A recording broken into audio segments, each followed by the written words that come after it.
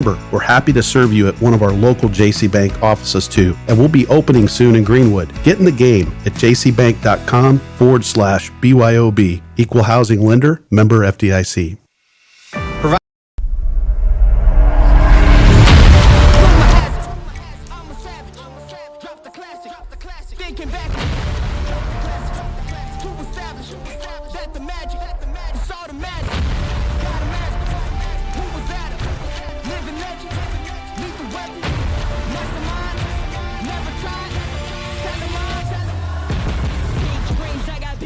Just like baby, I've been joining forces with the likes of an A-team. Jumping off of buildings used to be so stimulating. Now I'm reaching new heights, I'ma need the off-white. Play with the fire, you get burned. All of my struggles became lessons well learned. I got desires that keep me grounded, that's for sure. Cause one day we gon' make it on this earth, where's your worth? I'm thinking you're talking, you got the wrong one. I'm taking your king and I leave him broke. If I give him a second, it's after no one. Just give me a second to let him know. I'm the headline, the deadline. I'm a head time, the red time. I'm a legend, weapon, the king is back.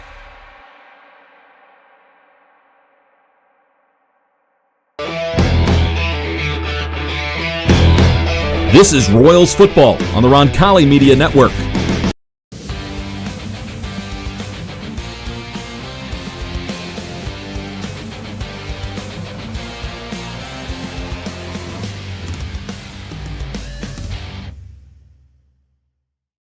Capturing the Circle City Conference Championship courtesy of last week's win against Brebeuf. Congrats. Yes, thank you so much. I appreciate that. Yeah, our guys worked hard and talk about step one, and we accomplished step one, so proud of our guys and looking forward to step two. The Braves threw basically everything but the kitchen sink out at you in that first half. Seemed like at times a couple of their trick plays, as are designed, occasionally catch team off balance. Felt like it got your guys a tad in that first half, but you clearly made the adjustments in the second half necessary, pitching a shutout. What was the halftime messaging to your group after one of the rare times you guys are trailing at the intermission this year? Yeah, just told my guys and kind of called out their toughness. How tough are we? That's what we talked about all week. It's just when you enter a 2-week spiel where, on paper you're supposed to beat these teams and we're the better football team. You can get caught lacking a little bit, as the young guys would say. Toughness. And I challenged them at halftime. How tough are you? Are these guys tougher than you? And I didn't want a response from them. I wanted action. So I guess I got my answer in the second half. We put a great. We didn't change. There wasn't an X's and O's change in what we did. It was just how were we going to approach the second half? And our guys came out proud of how they answered. They got punched in the face the first half, as we say in our world, and in the second half we did a lot of punching back. So proud of our guys bouncing back and having that little sloppy first half kind of woke our guys up this week in practice. We've had a phenomenal week in practice, so it was great. It was great being conference champions, and we put that. We obviously we don't overlook any of that. We're appreciative of that championship, but now we're ready to move on to the next phase of the season. So I'm looking forward to Friday night. We talk about all the time with everybody getting a ticket to the dance, so to speak, in postseason for high school football. You wanting to have your schedule set up to challenge your guys to be ready for postseason situational football. How much of an early test is that beneficial from what you saw against Brebeuf in that first half and how they responded to what an out-of-state power like Louisville Male is going to present to you this week? Yeah, it's great. In my whole coaching career, I've been fortunate enough to work with guys that have had the same approach that I've had mentally through my life, is that we'll play anyone, anywhere, anytime, any phase of anything. We're going to jump at every opportunity to get better that we can. And Louisville Male is going to present us an opportunity to see some stuff that we haven't seen so far this year. They got great speed. They got big guys up front that will match our intensity on both sides of the ball. Like I mentioned earlier, they're linebackers, they're DBs, they're receivers, they're quarterback, all fast kids that require attention. Their running back, oddly enough, great for us is that, they got a Luke Hansen in their backfield too. I know his numbers aren't how off the page our guy is, Luke is, but he's a big kid. He runs hard. You get him in space. He's hard to bring down. He's faster than he looks. So we got challenges everywhere this Friday.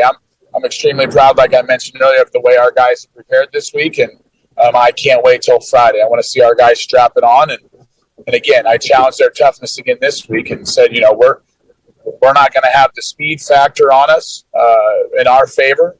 But the one thing that I see in film is that we're the tougher team. We're the disciplined team. We're the team that's been through challenges through the season so far, and we're like I said, in our world, we're going to punch.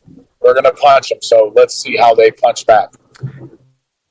Is it different, or what kind of different challenges are presented when you step outside the fray and you get an opportunity to play two out-of-state schools? You're so used to in a routine to playing in-state competition, some matchups potentially you could face in the postseason, and now here you are playing different matchups stylistically. I understand we've talked about what is to be gained from those type of out-of-state matchups, but what kind of challenges are presented by those unique styles and having a border wars, so to speak, almost like it's at the college level these next 2 weeks? Yeah, you know what? I think the challenge is that these guys just aren't in their realm of kind of their world. All the Indiana schools, our guys know, the social media phase of everything. Guys talk at camps. There's rivalries amongst each other, playing each other for 4 years. If it's not in football, it's in basketball. If it's not in basketball, it's in baseball. So just the factor of the unknown. Who is Louisville male, and what are they going to bring to us? So, those are the type of challenges I see. Again, I think that me and my staff have developed a culture, like I mentioned before. Whoever steps on that field across from us on Friday, they're going to get the best Roncalli team that they've seen to this point. So, I'm excited to see our guys compete on Friday. I can promise you we're not going to be big-eyed standing there in front of these guys. We're going to stand toe-to-toe. We're going to punch them in the mouth, and they're going to get the best Roncalli football team this year. So, just excited to see these guys and welcome these guys over. And I promise you it's going to be a fight. Last question for you, Coach. There's leaders on this team, a number of different upperclassmen that are, highlight makers that help carry the day in areas where, you coaches can't do it once the lights are on. Once you're in the trenches, you got to let them go out there and play. I know that in practice, it's probably pretty easy to keep everybody focused and locked in, but it's a long season. We know that. You're down the final 3 games before postseason play starts. How do you keep that mentality, keep everybody focused and ready to go down the home stretch as we enter the final month of the season? Yeah, I think that's the big challenge with all 17, 18, 16-year-old kids is keeping them focused on the job at hand. And again, we talked about it since I took this job. Our goal is to win championships, to win a state championship. And they have the same motto. Everything we talk about is getting better each week to win a championship. And I think that end goal of winning championships is what drives these guys to work hard every single day. And it's not just on the football field. It's in the classroom. It's in the weight room. And just that culture that we've created in this short amount of time, we're seeing those pay dividends in these close, hard-fought matches we've had the past couple weeks. So, again, just creating that culture of just tough Southside Catholic football players. And we're seeing it, and I can't wait. Again, I know I've said it a bunch. I can't wait to see our guys compete on Friday. I think Louisville Male has a good football team. They're coached well. They got great talent all around, but they haven't. I don't think they've been punched in the face yet. And we're going to deliver that blow. We'll see how they respond. So I'm excited to compete on Friday. So can't wait to see it, Coach. Best of luck to you guys tonight. Thanks, Jimmy. We'll see you. That's Royals head coach Eric Quintana. When we come back, we'll have Dan's keys to the game. You're listening to Roncalli Royals football on the Roncalli Media Network. Harding Porman is a full-service printing and brand communications company. From creative services and strategy to print, signage, digital output, warehousing, and fulfillment, mailing, e-commerce storefronts, and even mobile solutions. They are dedicating to helping their clients get the most out of their brand communication efforts with the quality they can see and results they can be sure of. Get the most out of your brand communications. Certified to be the best, Harding Poorman.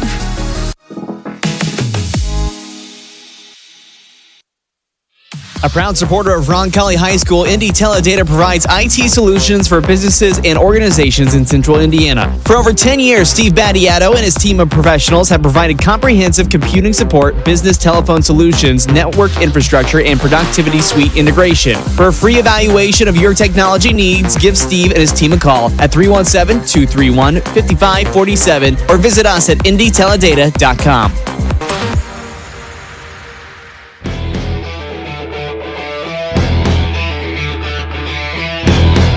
This is Royals football on the Roncalli Media Network. Welcome back to Bob Tully Field on the campus of Roncalli High School. The Royals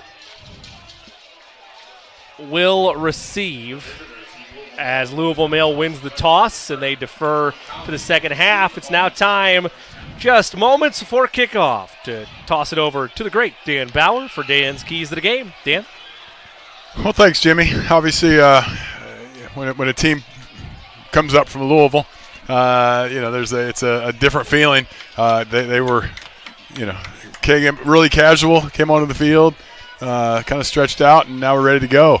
But this program, Louisville Mail, is a very historical program. They have the number 2 set of wins in the whole country behind a team down in Georgia, and I think they're only about 8 wins behind. So they're on pace, yep. Yeah, so I mean they are a real good team. They've played in the state championship game in Kentucky the last 4 years. They won 1 of those 4. They are a fantastic football team, and so starting things out, Roncalli really needs to kind of keep their head in the game, and you're not sure. You never played this team, so there's a lot of question marks. But offense needs to control the line of scrimmage, give Hansen the time, and give him lanes. Ball is kicked all the way into the end zone as we let Dan finish those keys. Royals will start off from the 20. And then defensively, this team comes in with 758 yards rushing and 675 yards passing, so a very balanced team. They love the explosive play. So Roncalli really needs to defend the whole field and kind of win that explosive battle, and we'll talk a little bit more about that explosive battle. It's a term that their coach uses to talk about his team and teams he's coached, and they are a very well-coached team. Well, let's take a look at this Roncalli offense for the first time this evening, led by Eric Moyers, 46 of 87 on the season, 4 touchdowns to 1 interception, as well as Luke Hansen, 1,580 yards on the year, leads the state. Top 5 in the country as well. 1st and 10 from their own 20. Hansen in the backfield. They hand it off to him to the left side, makes a man miss, and gains a couple out to about the 24-yard line. It'll be second down. And Louisville Mail comes in with they've got it looks like they're running about a 3-3-5 or a 3-5 defense, 3-3 stack. They're definitely crowding the box. They know that the key to this game is stopping Hansen. Be 2nd and 6. I call it a gain of 4 from the Roncalli 24. 2 wide receivers out there on the field, 1 to the right, 1 to the left. Hansen in the backfield, and we have an early flag. Likely you would think it's on the Royals and false start, but let's wait for it. Indeed it is, so that'll back Roncalli up a bit. Not what you want anywhere in your football repertoire, particularly at home. So we'll mark it back and make it 2nd and 11 for the Royals from their own 19. Penalties have not been a major issue for Roncalli so far this year, averaging about 6 to 7 a game.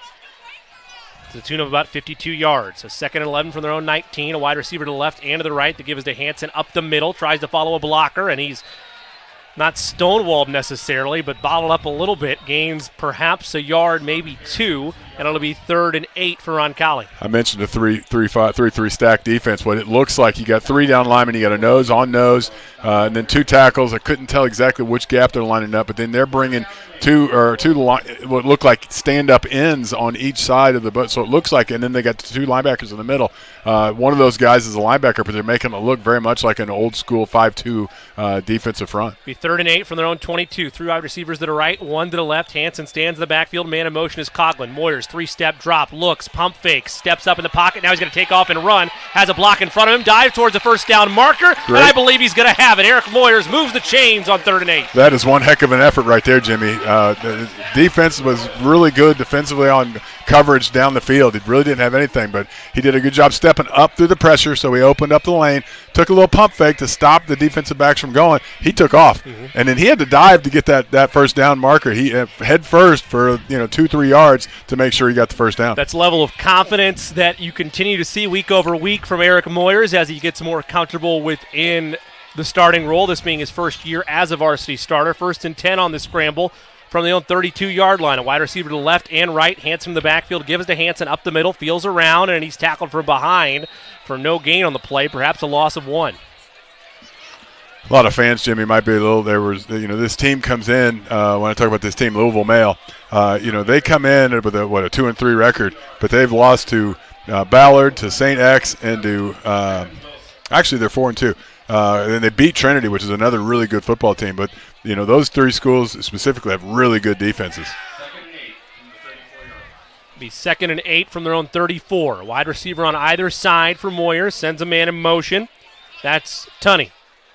He'll roll left. Moyers a screen out to Tunney. He's got it at the 40, the 45. Great that block. about 50? No, he stays inbounds to the 50. Let's see where they mark him out. I thought he was initially out at the 50, and that is where they'll mark him out of bounds. But well past the first down yardage, has the Royals past midfield on this opening drive.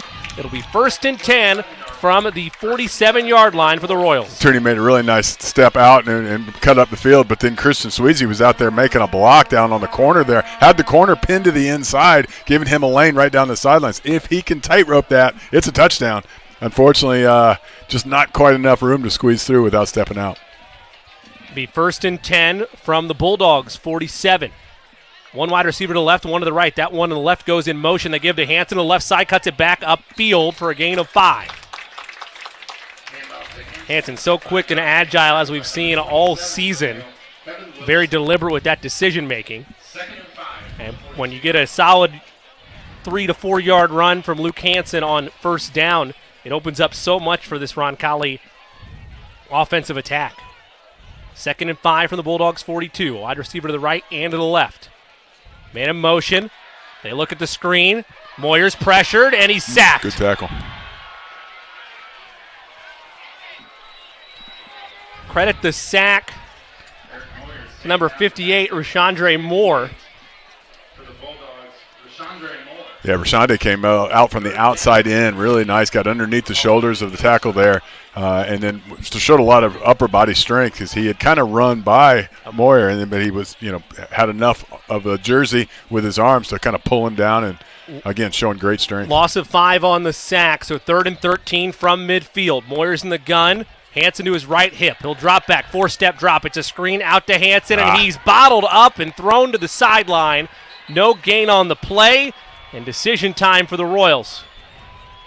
They're right at midfield. You can expect them to take a moment about it, and they're going to send the punting unit out there as Levi Whistler trots onto the field. Yeah, that's the right call. Obviously, you'd love to get a first early score here against Male, but at the same time, you don't want to give up field position. So the rare 2 punt return man look for Louisville Male. Lucas Cobbler and Jaqui Parker. Yeah, you don't see that standing back any level anymore. No, very rarely. Some old grainy footage every now and again it'll pop up. If you accidentally pop onto a classic on NFL films. Moyer make that Whistler, I apologize, at the 35. Punts it away, takes a Royals bounce. And it'll be down at about the 10-yard line. So Whistler, another solid boot. You've only seen him 11 times now in the season, but he's been reliable each time he's been on the field. That for Whistler, his 5th punt inside the 20 on the season. The Bulldogs will have it 1st and 10 from their own 10. So Bulldogs team, Dan, that you mentioned not only chasing the opportunity to be the winningest school in the country. That's right, the country, but also came up just short in the state title game a year ago, hoping to add to their trophy case, and it is a large one. Well, I mentioned they lost to St. X. St. X is who they lost to in the state championship game, 21-31. There's a snap on 1st and 10, dropping back to passes. Cobbler now he's got to get up and run with it, and he's thrown down after a gain of 7. Good pursuit there by the Royals. A trio of Royals there in coverage. Nolan Tunney will get credited with the tackle, but it'll be a gain of 7, 2nd and 3 from their own 17 for the Bulldogs. Looks like mail. Everybody's got wristbands on. They're calling in the plays from the sidelines. They all kind of look at the play sheets. And be 2nd and 3 from their own 17. Cobbler, hands off up the middle, and a first down is had, plus 2 yards. Call it a gain of about 5. And it'll move the chains. Well, Jimmy, I don't think have talked much about Daniel Sweeney is their number 1 tailback. He came into the game with 507 yards, 5 touchdowns. Last year he ran for almost 1,700 yards on 29 touchdowns to lead them to the state championship game. And evidently he didn't make the trip today. Yep. We can't find him on the sidelines. Chase Burton on the carry there. 1st and 10. From their own 26, in the gun, 3 wide receiver set, fade route to the left side, nearly intercepted. Tunney make that, Lauk rather, got a paw on the ball, could not bring it in though. It overshot everybody, including Lauk, who put on the afterburners to try to make a play on that. Falls harmlessly to the turf, 2nd down. Braden kept his arm out there, and everybody wears gloves these days, so I think they're stick 'em on him or something. But that ball hit his arm and kind of sat there for a second. He gave himself a chance to try to bring that other hand in to grab it, but it just couldn't quite pull it in. But nice effort. Must have been a low-grade stick 'em. Yeah. Be 2nd and 10 from the Bulldogs' 26-yard line. 5:54 left to play in this first quarter. Roncalli and Louisville male scoreless in this battle of out-of-state powers. 3 wide receivers to the left side, 2 to the right. Cobbler rolls to his left, fires, cross body, incomplete. Intended for Antonio Harris. Great coverage there. Ben Brandenburg in the coverage among other Royals, and it's 3rd down. With that quarterback rolling to the trip side, there's a lot of options over on that side. So, it's a really nice-looking pass. And this coach is one of the best in the country, and he loves the explosiveness. So he loves seeing, the should be 3rd down, shouldn't it? We will bring the rest of the listeners in here. You and I must have missed a penalty amongst the mixed somewhere. We on had that to first down because play. there wouldn't be 5 down. So it's 2nd and 15. 2 wide receivers to the right side, 3 to the left. Cobbler in the gun all by himself. Quick pass. It's a screen out into the flat to Harris, and he is bottled up and wrapped up. Tackle made by Andrew Baugh, and now it's 3rd down. They do have 1 for 5 yards there on the stat sheet, so we must have. Well, it's 5 yards, had to be offsides, but I just shouldn't see it. Well, there's a couple of yellow cleats out there, so we'll blame that. We'll say that our vision is so We bad thought between they were the two of us cleats. that we Yes, thought they were cleats. So exactly what we thought. it's gain of 3 on that screen pass, 3rd and 12 from the Bulldogs' 24-yard line. Cobbler has 3 wide receivers to the right and 2 to the left. 10 on the play clock. Looks the play sheet, as Dan mentioned, on his wristband. Gives a hard clap, now rolls to his right. Pressure coming, he's going to try to scramble. Nice spin move, stays on his feet. Nearly has the first down yardage. He might have it. Let's see the spot. I think it's going to be a yard short. Cobbler turned into all kinds of spin moves. Yeah, he's athletic, you can tell. And they're going to go for it. So it'll be 4th and 1 for the Bulldogs' 35. 3 wide receivers to the right, 2 to the left. And now he looks to the sidelines. Cobbler comes into the game with 25 rushes on 164 yards. So this is a quarterback that likes to run the ball. Late subs on the sideline with 8 on the play clock. It's full sale subs all across the board. And the Bulldogs are probably going to have to use a timeout here, one would think. They can't get it off. No, it's delay a game. That was one of the most dysfunctional They gave timeout on the sidelines. Did they give him timeout? But that dysfunctional is a very good word. I want you to imagine trying to rush to a gate at the airport and then everybody realizing you were at the wrong gate and going across the airport to find your new location. That's basically what you saw in a Louisville Mail. A bunch of disorganized travelers. They'll take a timeout, as Dan mentions, to avoid the penalty. And the plane gates are shutting in 5 seconds. Exactly. Yeah, that's exactly what happened. So it'll be 4th and 1 from their own 35.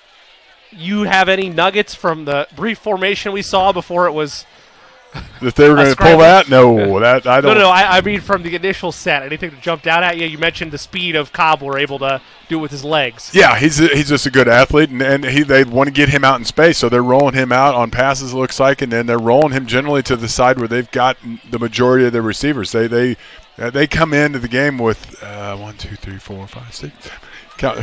I count 9 receivers that have receptions in this game. So they've got athletes that they like to get the ball to. I had talked about the explosive battle. Coach Chris Wolf, when he came into we got laundry on the field. There is a lot, I know, but I think that was all fake stuff. No. Per our PA crew, they call it a false start, which one would think that would have been possible based on the. Oh, did they call that? Backed it up. They did. You're right. That we had going on. So now, if a guy puts his hand in the dirt, he can't pick it up. So that's exactly. So what now they're having a punt. 5 yards back from where they were. So 4th and 6 from their own 30, and Andrew Ball will stand at the Royals' 35-yard line, awaiting the punt. It is a nice, perfect spiral that's fair caught initially. Ball held off of it, and it takes a Bulldogs bounce to the 9-yard line. So Ball, I will give him credit because we talked about it earlier in the year. Don't need to make a play on the ball. Let it go. He rolled the dice there because I think he had a bad angle on it. He did. That took an unfortunate bounce. That ball boomed off it. I mean, he was running backwards like a center fielder trying to get to the warning track. So he was not at a good angle. So, he wisely just kind of let it go over his head, but then it took a bounce, and he was slapping his helmet because he was mad at himself. Because he had plenty of time, if he could wrangle it, to turn around, gather himself, and then start running the other direction because he outkicked the coverage. But heck of a punt. 1st and 10 for the Royals from their own 9-yard line. Give us to Hansen, right up the middle, follows his blockers, and gains about 6. Late collision on the far side between. That's not a collision. That is a drive block. Well, That's the defensive tackle that's down there that Lauk drove 15 yards behind the play and then finished it with what we call a pancake with syrup on it. I wasn't going to say he dug a grave for the guy, but hey, if that's the way that we want to fully articulate it, then indeed that is what happened. 2nd and 4 from the Royals' own 15-yard line. 2 wide receivers to the left, none to the right. Moyer's in the gun. Hansen to his left side, gives to Hansen, waits for a blocker, and moves the chains for a first down.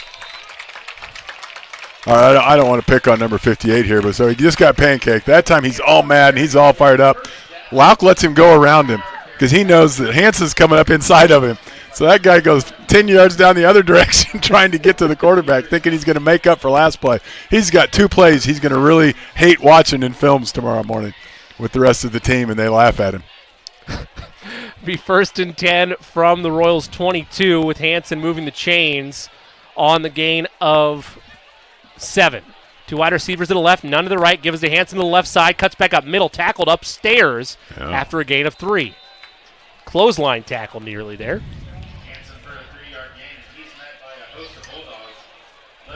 Yeah, Mayo's very fast to the ball. They really do. They're very solid defensively. They're really not giving. I mean, we're getting some first downs, but we're working hard to get the first downs. And obviously, they came up with a stop then after that last series. Less than 2.5 to go in this opening quarter. We're still scoreless. Roncalli with the football, 2nd and 7 on their own 25. Moyers play action, rolls left, fires in the flat to Tunney to the 30, and tries to extend forward. He'll actually come up, I think, a yard short of the 30 to the 29.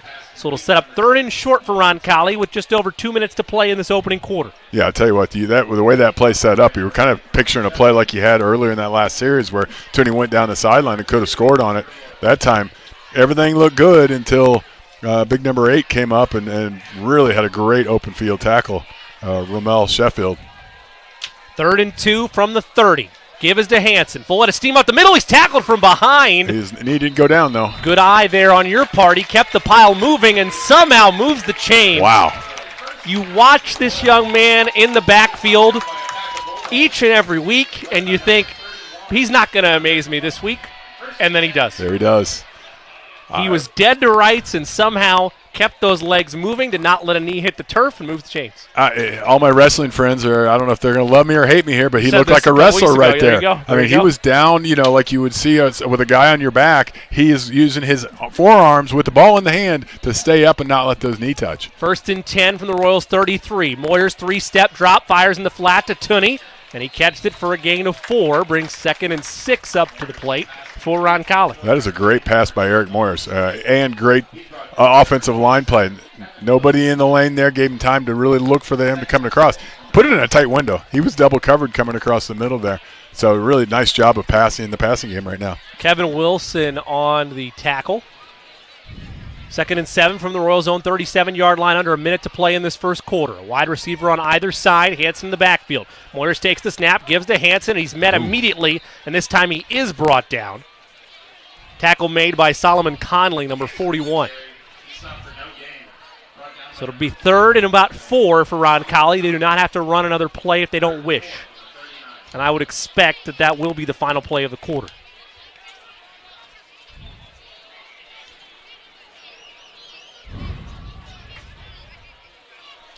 As an IU fan, I don't know if I'm supposed to say this kind of stuff or not on air, but I was going to ask you before the game that if we could call their linebacker just Wilson.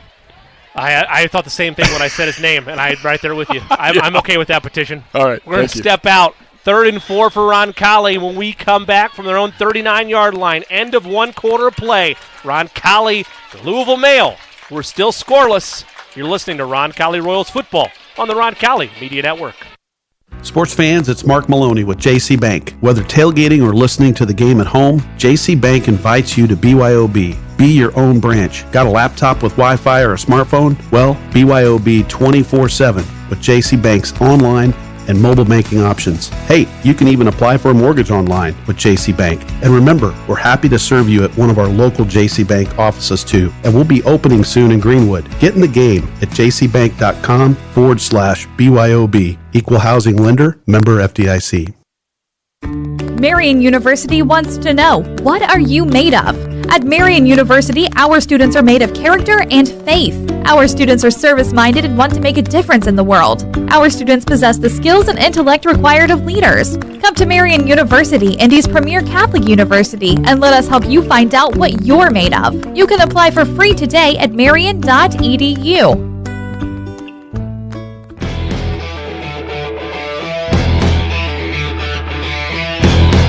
This is Royals football on the Roncalli Media Network.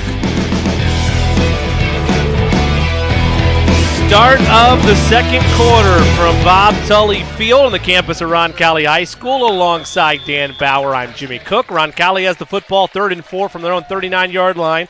Still square at 0 against Louisville Mail. A wide receiver on either side of the field. Hansen in the backfield, gives it to Hansen. He finds the edge of the 40, makes a man miss at the 45, and stays in bounds before he's finally forced out at the 50.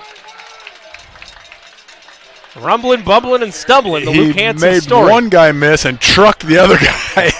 There was a hit stick involved. Wow. There was a hit stick involved for the senior, the state's leading rusher. Picks up 9 more there.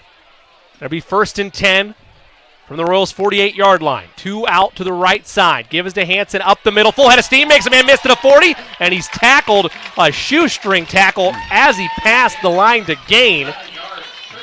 Give the credit there to Corey Mattingly, because in space there were 2 defenders near Hansen, but the Jets were on, and that could have been a house call. Yeah, that was right at the middle. Really good job of reading the blocks, and it looks to me like those guys up front are starting to figure it out. Yep. It's a gain of 12. Past midfield now into Bulldog territory. 1st and 10 from the Louisville 40. 1 wide receiver to the right, 2 out to the left. Sends a man in motion is Coughlin, and we got whistles. Flags flying, and it's offsides on the Bulldogs. Bulldogs can't believe it. Royals faithful very happy about it. We'll move forward 5. I'm getting blown up by all my wrestling fans. You open that can of worms, not me. Let's call them friends, not fans. Be thankful you don't have a Twitter. Your mentions would be all over the place right now.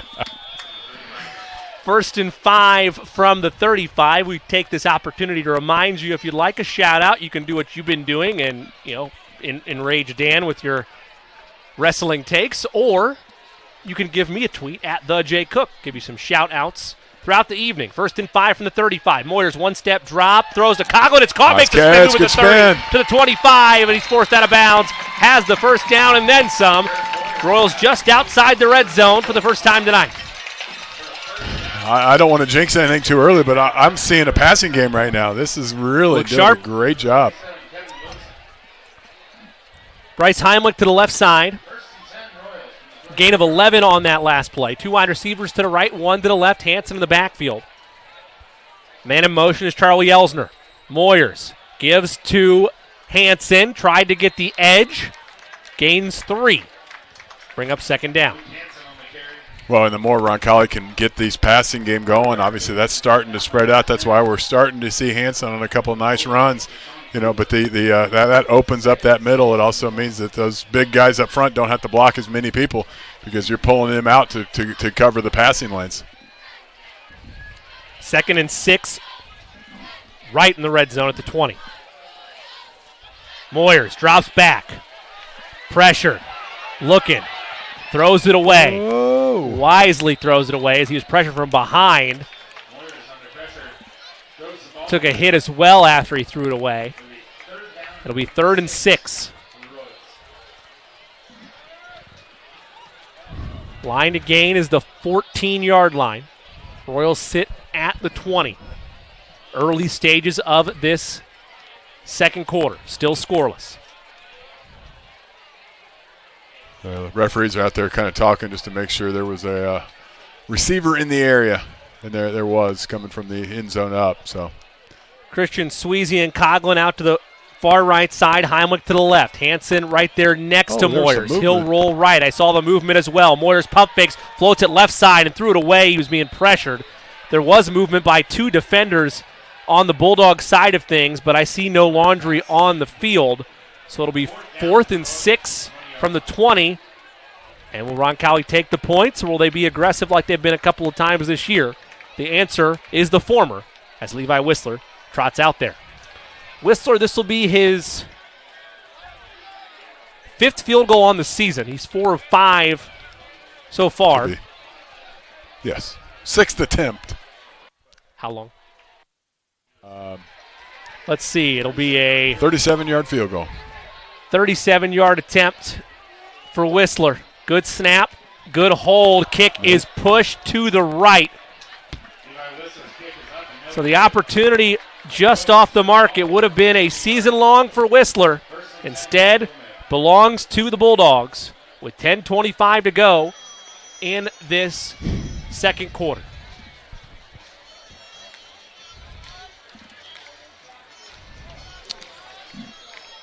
Well, shoot. Yeah. Roncalli's just kind of missing some opportunities right now, but not looking bad, just not finishing drives at this point. Looked like Whistler just did not get the – it's not tough from our vantage point. Hold looked good. I did not check to see where the laces were in the right spot or not. I couldn't see that from our spot, but pushed wide to the right. So 1st and 10 from the 20 for the Bulldogs. Cobbler gives it over to Burton. Fakes right, now goes left. Makes a man miss and gains 5. Probably gained 10 in total when you count his left to right yardage. Finally able to turn it upfield. Gets 5 yards out of it. Well, Jimmy, I talked about explosive battle. This coach always is wanting to get explosive, running. It's a gain of 9, by the way. Again, he did get 9. Well, let's give more yards for sideways then. 2nd and 1 from the 29. Cobbler gives to Burton. Full head of steam up the middle. Has enough for the first down. Just barely, but does have enough to move the chains. A lot of powerful speed at play for the Bulldogs, both in Cobbler and Burton. No question, yeah. And I'm dragging the story out. They're looking for long plays. Now, when I call long, he's like 12-yard runs and 16-yard-plus yard passing. He counts those, and he knows if he wins that battle, then he's going to win the game. Instead of most coaches look at turnovers and some other metrics, he likes explosive plays. Cobbler in the gun on 1st and 10 from the 33. Give is to Burton. He's swallowed up by the Royals defense. He actually slipped and fell down as he was swallowed up right away by the Royals. Joey Alberta there on the tackle. A loss of 2, 2nd and 12 from the 31. 3 wide receivers to the left, 2 to the right. Empty set for Cobbler in the shotgun. And now we got a timeout taken by the Royals. We'll take one as well. 8:55 left to play. First half scoreless. 2nd and 12 upcoming for the Bulldogs on the Roncalli Media Network. Meet Zach. Zach rides everywhere, day and night, rain or shine. At Indiana Members Credit Union, we know Zach. We know he's been saving up for a car. We're here to help Zach and you. Now get pre-approved for auto financing with great low rates. Today, it's all about Zach. Tomorrow, it's all about you. Because at IMCU, it's you that matters. Rates subject to credit approval and valid on purchase of 2020 or newer vehicles. Learn more at imcu.com. Harding Porman is a full-service printing and brand communications company. From creative services and strategy to print, signage, digital output, warehousing and fulfillment, mailing, e-commerce storefronts, and even mobile solutions. They are dedicating to helping their clients get the most out of their brand communication efforts with the quality they can see and results they can be sure of. Get the most out of your brand communications. Certified to be the best, Harding Porman. Welcome back to Bob Tully Field. 2nd and 12 from the 31-yard line, and a false start called against the Bulldogs. They'll be headed backwards after the timeout by Roncalli. Royals with 2 left. Alongside Dan Bauer, I'm Jimmy Cook. Third member of our broadcast team, Dan Lauk, has the night off. Wish him well. 3 split out to the left side for the Bulldogs. It's a quarterback draw by Cobbler, and initially looked like he was going to be tackled for a loss, but somehow ducked underneath it. It was still a gain of about 3, nowhere near the starting drive line of scrimmage. Swartz had made a really nice job. Their center had pushed him to the right or the offensive left. Swartz spun out of it, came back and just lined up with the quarterback, hit him early. But he had just ricocheted off enough to be able to have forward momentum, push him up, and give him a lot more yards than initially looked like it was going to make. So it'll be 3rd and 13. Make it 3rd and 12, rather, so no gain called there. From the 31, Cobbler rolls left, steps up, fires a screen. It's incomplete. And the Royals force a punt. Well, there's been times these last 2 drives for the Bulldogs where you thought there's a lot of explosiveness on this offense. What can they do with it? And the Royals defense has stood tall. 2 punts so far on the night. Well, Mail had originally set up with trips to the left and 2 to the right. They switched all of them. All the 2 guys to the left went to the right and 3 to the left, or right went to the left. Roncalli switched it as well. I think a lot of defenses, and then they snap the ball and throw it. I think they kind of thought, well, defense won't be set up, but Roncalli, in good discipline, was out there in plenty of time to be out there to make a hit as he was catching the ball. 4th and 12 from the Bulldogs 31. They're set to punt. Andrew Baugh stands at the 30-yard line, and we have a timeout taken by the Bulldogs. We'll take one as well. 8:11 left to play in the second quarter. We are still scoreless.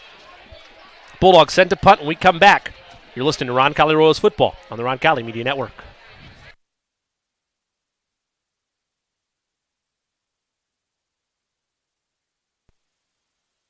Sports fans, it's Mark Maloney with JC Bank. Whether tailgating or listening to the game at home, JC Bank invites you to BYOB. Be your own branch. Got a laptop with Wi-Fi or a smartphone? Well, BYOB 24/7 with JC Bank's online and mobile banking options. Hey, you can even apply for a mortgage online with JC Bank. And remember, we're happy to serve you at one of our local JC Bank offices too. And we'll be opening soon in Greenwood. Get in the game at jcbank.com/BYOB. Equal housing lender, member FDIC.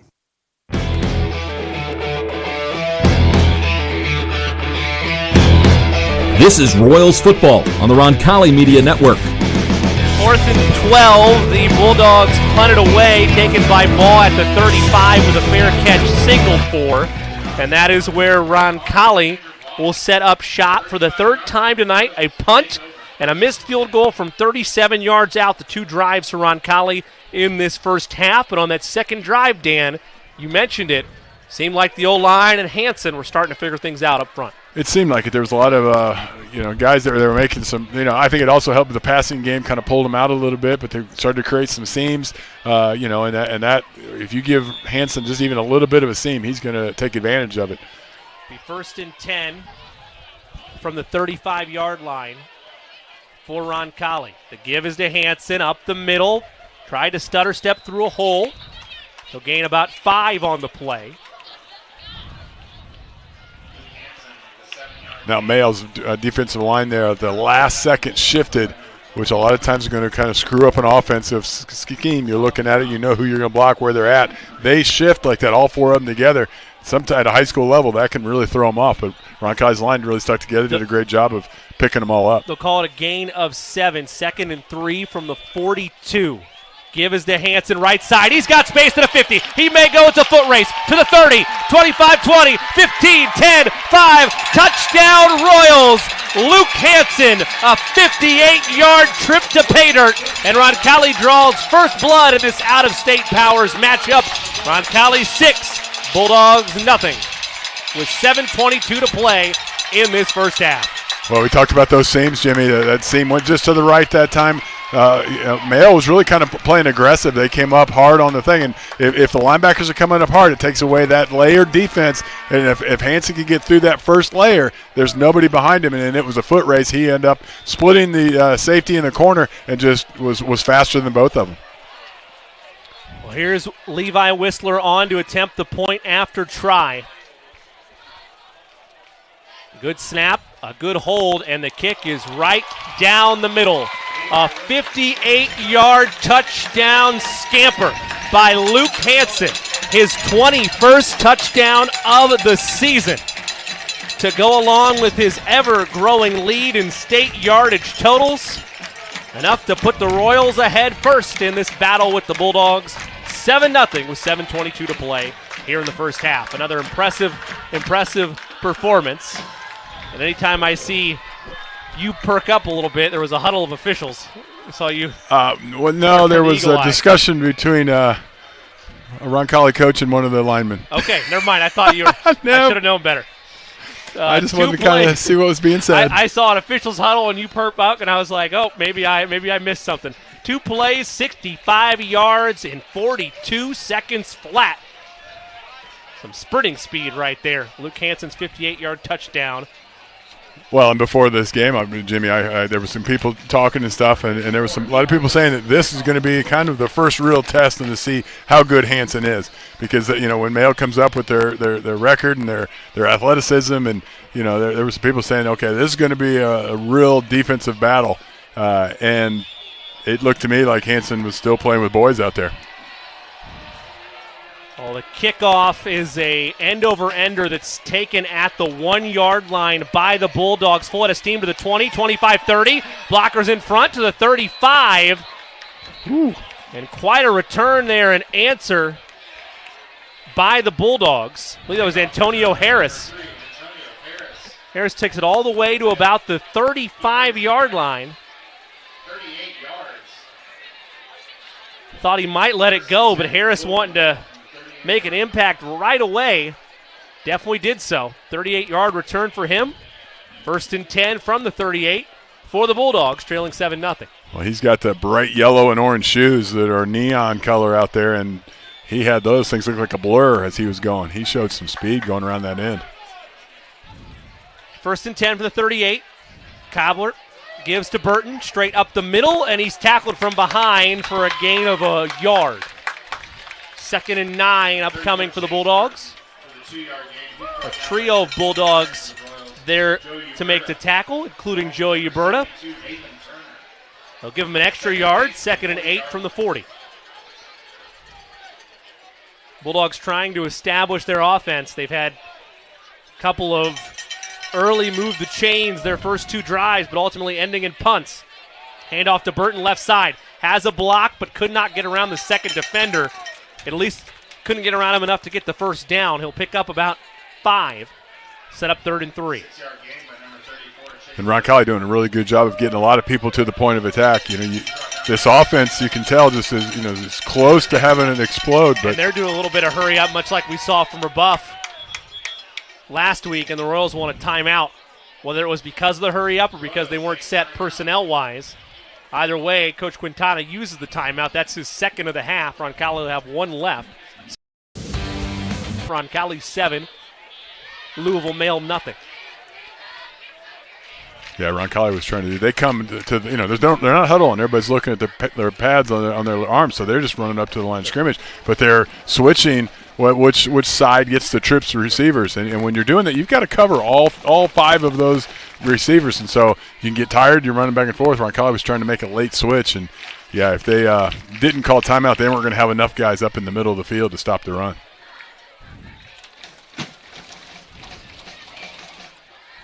You expect more teams, even though it only worked for a half of football, to try hurry-up action against Roncalli the rest of the year, or do you think that's just a stylistic preference? I was surprised that Brebeuf didn't do it in the second half. Yep. I think that is something that you don't just do in 1 week to prepare for a team. I think if you have it in your arsenal, I think you try it. But it also, you got to be in shape. If you're running that, you run a lot more plays, and you better be able to do it. A team like New Pal, I would expect to do that. 3rd and 3 from their own 45-yard line. The cowbells in full effect on CYO night here at Bob Tully Field. Give is to Burton up the middle, and he stopped. I think it was change of pace back. I believe it was Antoine Weathers, the backup running back on the carry. And it'll be 4th down. The Bulldogs set up to punt for the 3rd time tonight. This Roncalli defense came to play once again. Tell you what, Nolan Tunney did a great job coming up there out of his kind of outside linebacker spot to make that tackle. That was a whole full head of steam that Weathers had coming at him, and he just stepped up and took a shoulder to him and dropped him. It was a really nice tackle. Set to punt are the Bulldogs. Ball stands at the 20-yard line and calls for a fair catch at the 19. So Roncalli will have 5.5 left in this first half to operate with. The reminder, a rare instance on the season in this particular situation, as the Royals don't have the official mark in front of me, but I believe at least every game I've been on the air for, Roncalli has received the second half kickoff each time. Not the case tonight. The Bulldogs win the toss. That's right. And they'll receive the second half kick. What I was looking at is the fact that we've laid a fair catch on the punt 3 times in a row by Mr. Andrew Ball back there. I didn't think that was possible out of him. Moyers rolls out to his right and throws it away on first down. Intended for Dylan Coughlin. It'll be 2nd and 10. Ball at the 19-yard line of Roncalli with 5:25 to play. A beautiful fall night here on the south side of Indianapolis. A little bit bigger than a crescent moon over Bob Tully Field. 2nd and 10 from the 19 as Moyers looks to the left side for instructions from Coach Quintana and company. 3 wide receivers to the left side, 1 to the right. Hansen is in the backfield with him in the gun on the left hip. He gives to Hansen, jumps through with a jump cut, moves forward, dives forward for a first down. They'll mark him about a yard short, I believe. Call it a gain of 9. It'll be 3rd and 1.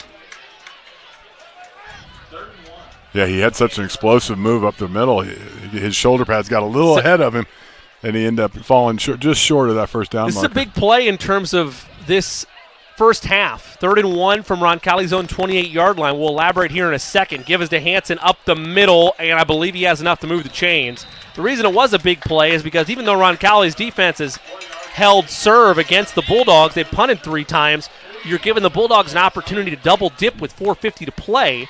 If you punt the ball, should it have gotten a 4th down? Not a worry on the plate any longer as Hansen moves the chains with that 2-yard gain. Yeah, that's no question. You needed that first down because that definitely changes the tide of the game, or at least by the field position. 1st and 10 from the Royals' own 32-yard line. 2 wide receivers to the left, 1 to the right. They send 1 in motion. It's Coughlin, gives to Hansen. Initially wrapped up, but keeps those legs churning for a gain of 3. It's been the story so often this season where it seemed like Luke Hansen was going to have a 1 or 2 yard loss. Turns it into a 4-yard gain. 2nd and 6 from the Royals' 36. Well, with Coughlin coming across in the motion there, and that jet sweep package and kind of a little fake handoff, a lot of times that suckers the defense to follow him, and it makes it open for your running back. When you have Hansen in the backfield, everyone's eyes are on Hansen. So that little fake doesn't. 2nd and 6, 2-step drop. Coughlin high pass, make that Moyers rather high pass intended for Coughlin. It'll be 3rd and 6. You exclaimed. Well, and your scenario from earlier is kind of repeating here, but now you've got 3rd and 6. Yep. Which is much harder to get than a 3rd and 1, and puts you into a position of this punt. If you have to punt here, it's not much better than you had and before. And the clock stopped because of the incomplete pass. Correct. 3rd and 6 from the Royals' 36-yard line. 3 wide receivers to the left side, 1 to the right. In the gun is Moyers. Hansen right next to him. They send a man in motion. It's Coughlin. Coughlin there on a slant route. Incomplete. It was out of his reach by about a paw. He was able to get a paw on it, but it was a dart due to the pressure that was applied. Would have been short of the first down marker, and now the Royals are indeed forced to be in that situation we talked about, forced to punt it away with 3:53 to go in this first half. They had a nice crossing route going on there. The ball came out like a dart, as you said, Jimmy, but also that corner was crashing down and hitting him as he was catching it. He had to not only hear footsteps, he saw them coming right at him, so it made it easy to have alligator arms. Whistler is 12th punt on the season, 2nd tonight. Harris stands at the 25-yard line ready to receive. It's a sidewinder that takes a Royals bounce. It'll keep on rolling to the 17, make it the 16-yard line is where it'll finally be down. Another punt inside the 20 for Levi Whistler.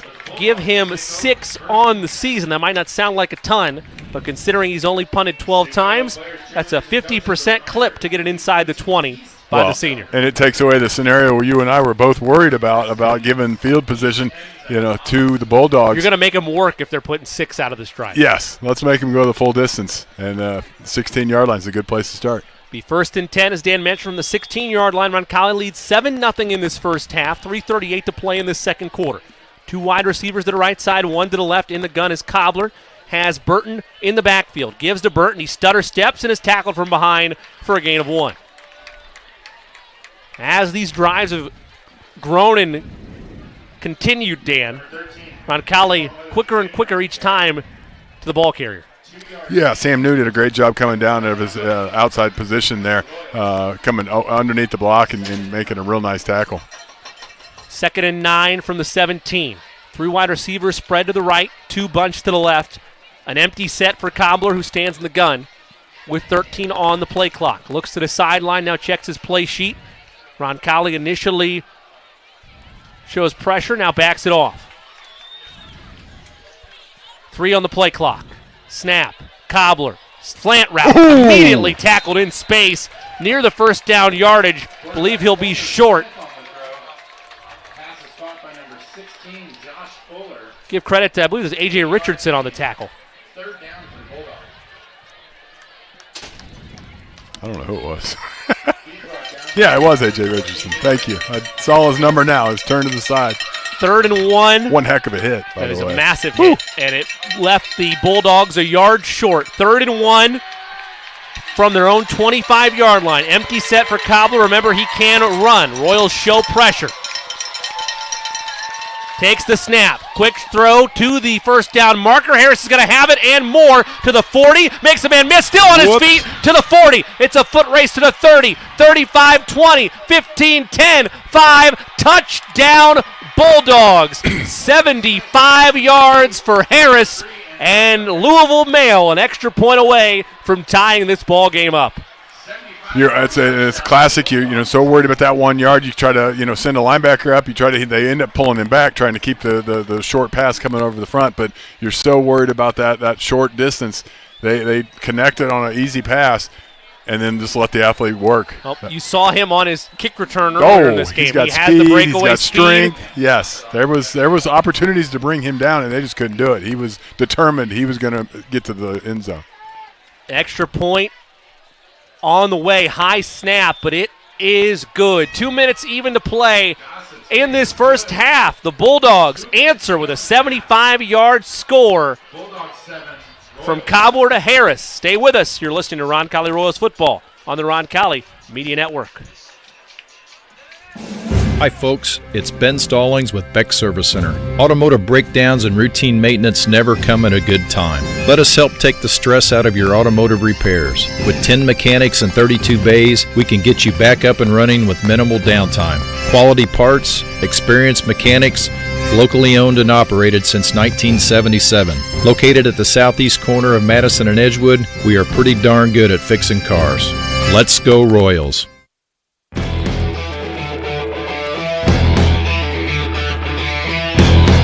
This is Royals football on the Roncalli Media Network.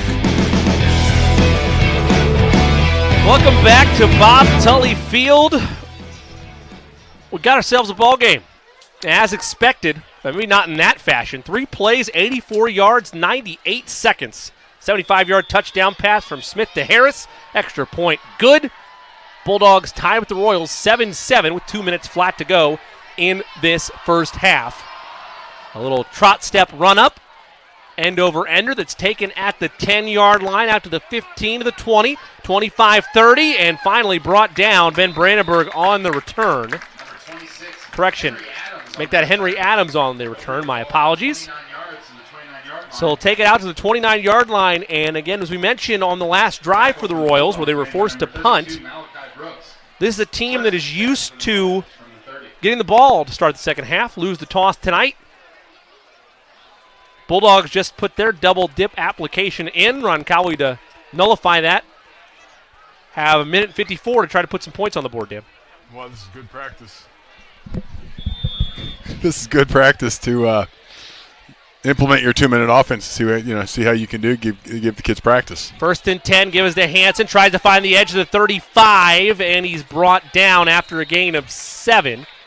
Make it 2nd and 3 with 1:44 to go, and then another point we have to bring up due to some miscommunications on defense. Only 1 timeout in the pocket for Coach Quintana and company. 2nd and 3. Give us to Hansen. Tries to feel around. Has the first down yardage. That'll stop the clock with 90 seconds to play in this first half. Still in Roncalli territory, however.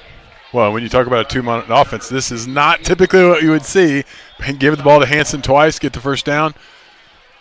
Got some whistles going on. I don't know what's going on Thinking over. Officials' time.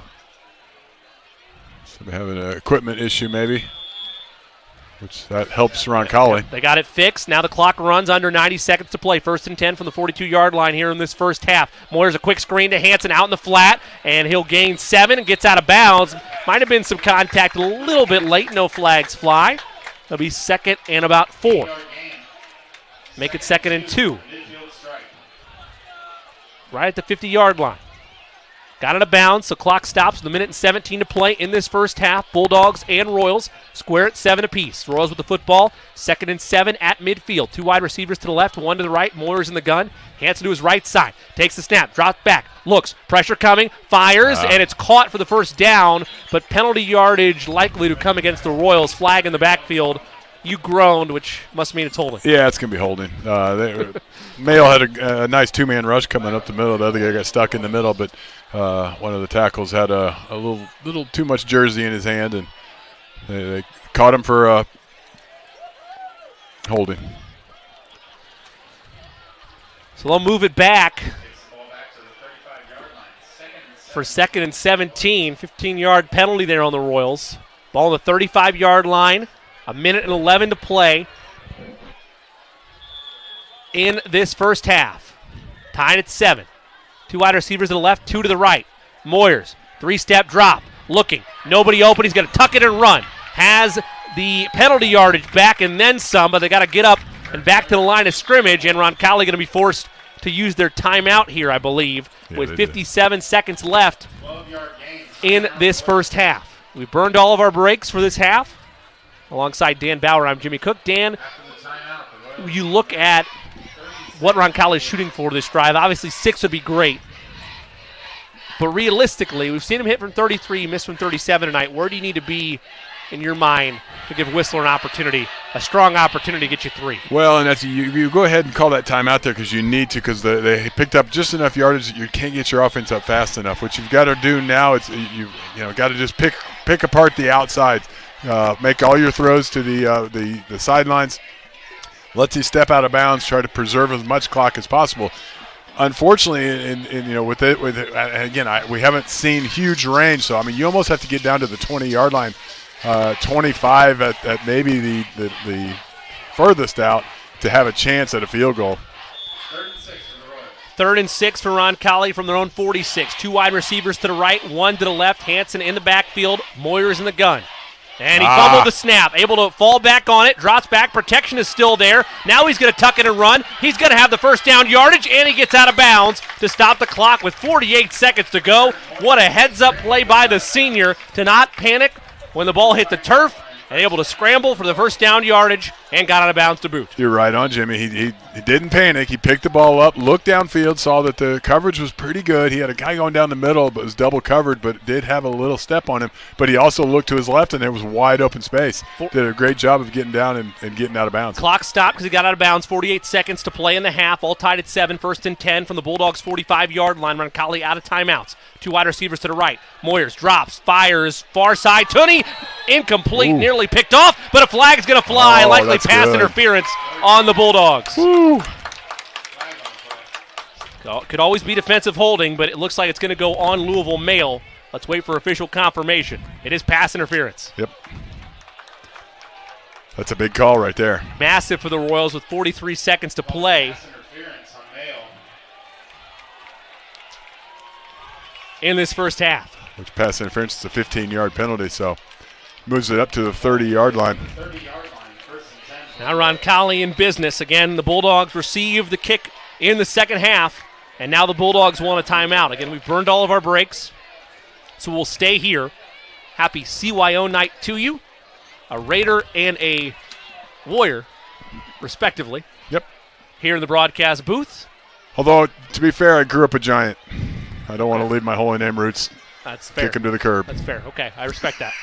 I respect the honesty. I spent more years as a Warrior, but that was as a parent.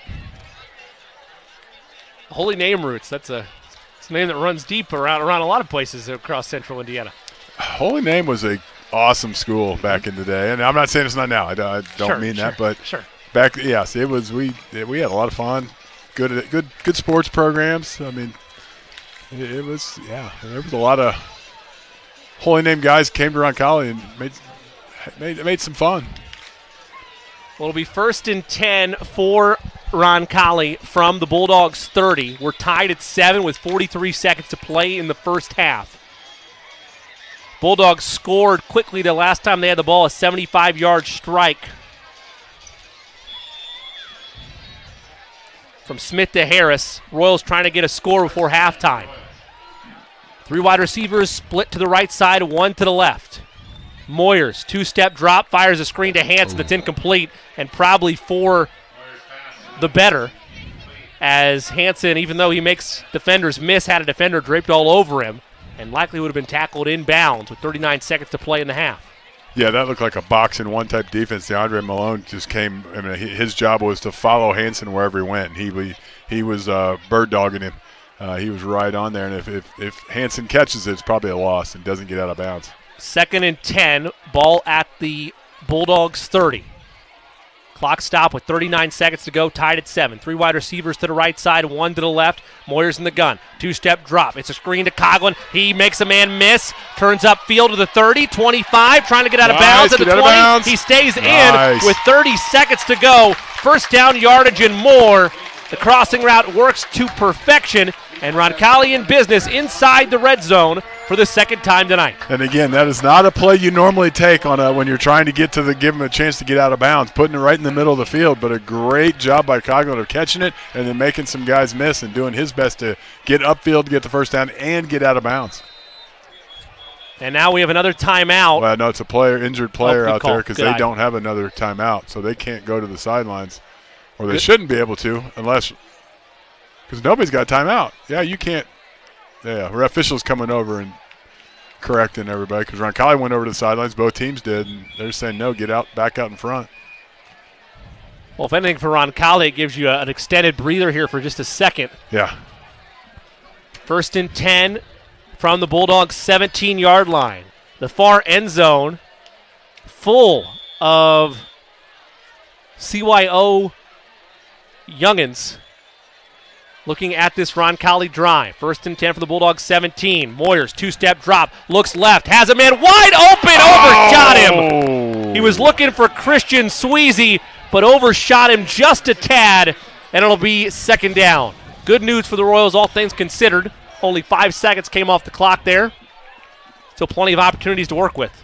But great play design there. Yes, that's a play that a great design, had him wide open, and that's a play that you want to score now after that so that you don't lay awake thinking about that play. Yep. One wide receiver to the far right side, 2 to the left. Coughlin's in the slot. Moyers in the gun, 2nd and 10 from the Bulldogs, 17. They send Coughlin in motion. Moyers, 3-step drop. Look, steps in the pocket, pressured, and he throws it away. There was a receiver in the area. Good job by Coughlin, a spidey sense almost, or make that Moyers rather, a spidey sense almost to know that defender was breathing down his neck, but get rid of it. It's a great play. Yeah, because it was very tight around there. There was a guy, looked like all he had to do was reach out and grab him, and if he gets a sack there, then Roncalli would be in trouble. So he does a great job just getting outside and then almost kind of just pushed it out of bounds just to make sure it got out of bounds. 19 seconds remain in the half, 3rd and 10.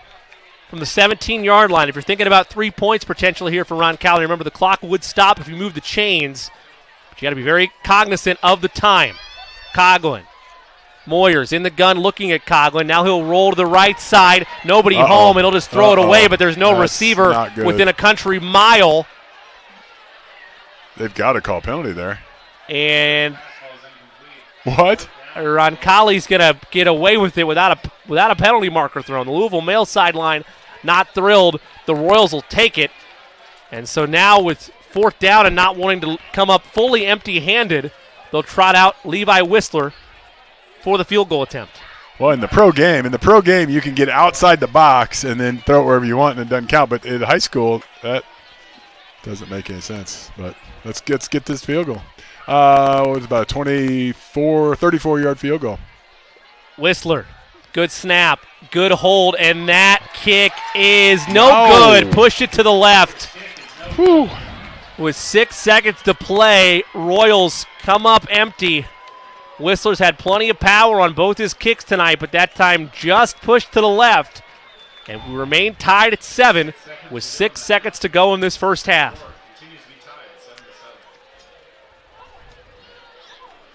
One from 37 was tough, Dan, but the one from 28 you're likely going to look back at as a missed opportunity. Yeah. Because the longest was 33 on the year. I'm willing to let 37 go with, all right, go back and look at the film. That one was kicked a lot better. He got a good boot on that one, and it just snuck to the left on him. The first one. You almost wonder if he overcompensated a bit because he pushed the first one right. That happens. That does happen. That's a great point. It's a kneel down for the Bulldogs because they get the football to start the second half. Roncalli in the battle we expected. Unique journey to how we got here. Maybe didn't expect a 75-yard touchdown drive in one play by the Bulldogs. But this has been as good as advertised, at least in terms of a back-and-forth battle. We're squared at 7 here on CYO night from the stadium. Take our first break. We come back. We'll have first half stats, analysis, adjustments, and oh so much more. You're listening to Roncalli Royals football with the Royals and Bulldogs tied at 7 apiece on the Roncalli Media Network. While others focus on simply facilitating a transaction, Century 21 agents like Sarah Lux believe in the value of delivering extraordinary experiences by defying mediocrity and always giving you 121%. Find your new home or sell your current home with the best. Contact Sarah Lux at 502-6253 or online at listwithlux.com. That's Sarah Lux at listwithlux.com. Listwithlux.com. Never lose your drive to deliver. Today's logistics marketplace is an ever-changing landscape where you can make your mark through dedication and passion. At Spot, these characteristics, along with drive and teamwork, form the basis for a rewarding, fast-paced career. Take it from our Roncalli co-founder and our dynamic group of Royals alumni. They've never lost the entrepreneurial spirit that provides the foundation for our continued success. There's never been a time like this, and there has never been a partner like Spot. We're relentless. We are experts. We are accomplished, and like you, we will never lose our drive to deliver. Come find your spot at spotinc.com/careers. Go Royals! When looking for reliable HVAC professionals, look no further than Ane & Bartram Heating and Cooling. Whether you need a routine maintenance check or an emergency repair on a heating or cooling unit, Ane & Bartram are available to handle all of your heating, cooling, and ventilation needs.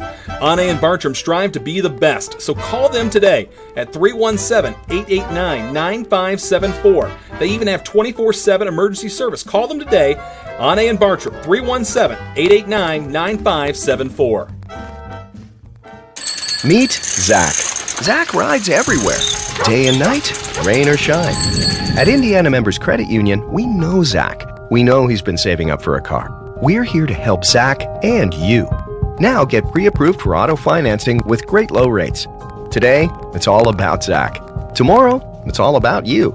Because at IMCU, it's you that matters. Rates subject to credit approval and valid on purchase of 2020 or newer vehicles. Learn more at imcu.com.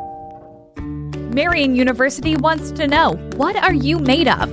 At Marian University, our students are made of character and faith.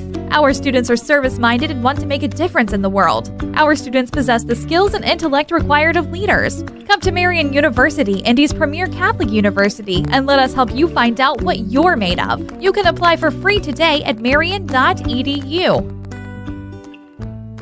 Sports fans, it's Mark Maloney with JC Bank. Whether tailgating or listening to the game at home, JC Bank invites you to BYOB. Be your own branch. Got a laptop with Wi-Fi or a smartphone? Well, BYOB 24/7 with JC Bank's online and mobile banking options. Hey, you can even apply for a mortgage online with JC Bank. And remember, we're happy to serve you at one of our local JC Bank offices too. And we'll be opening soon in Greenwood. Get in the game at jcbank.com/BYOB. Equal housing lender, member FDIC. The Roncalli High School Alumni Association is proud to support our current Royals in their athletic endeavors. If you'd like more information on how you can better support your alma mater, contact Director of Alumni Services Aaron Hommel at ahommel@roncalli.org or by phone at 787-8277, extension 242. Meet Chip. 30 years ago, Chip started a family business with a big idea. Today, there's a new building and a new fleet of equipment. At Indiana Members Credit Union, we know Chip. We know he plans to keep growing, building business with the next generation. We're here to help Chip and you with secure and simple account management tools and commercial financing to grow business. Today, it's all about Chip. Tomorrow, it's all about you. Because at IMCU, it's you that matters. Learn more at imcu.com. You're listening to Roncalli Royals football on the Roncalli Media Network. The halftime show has arrived. Let's go back up to the booth with Dan Bauer and the voice of the Royals, Jimmy Cook.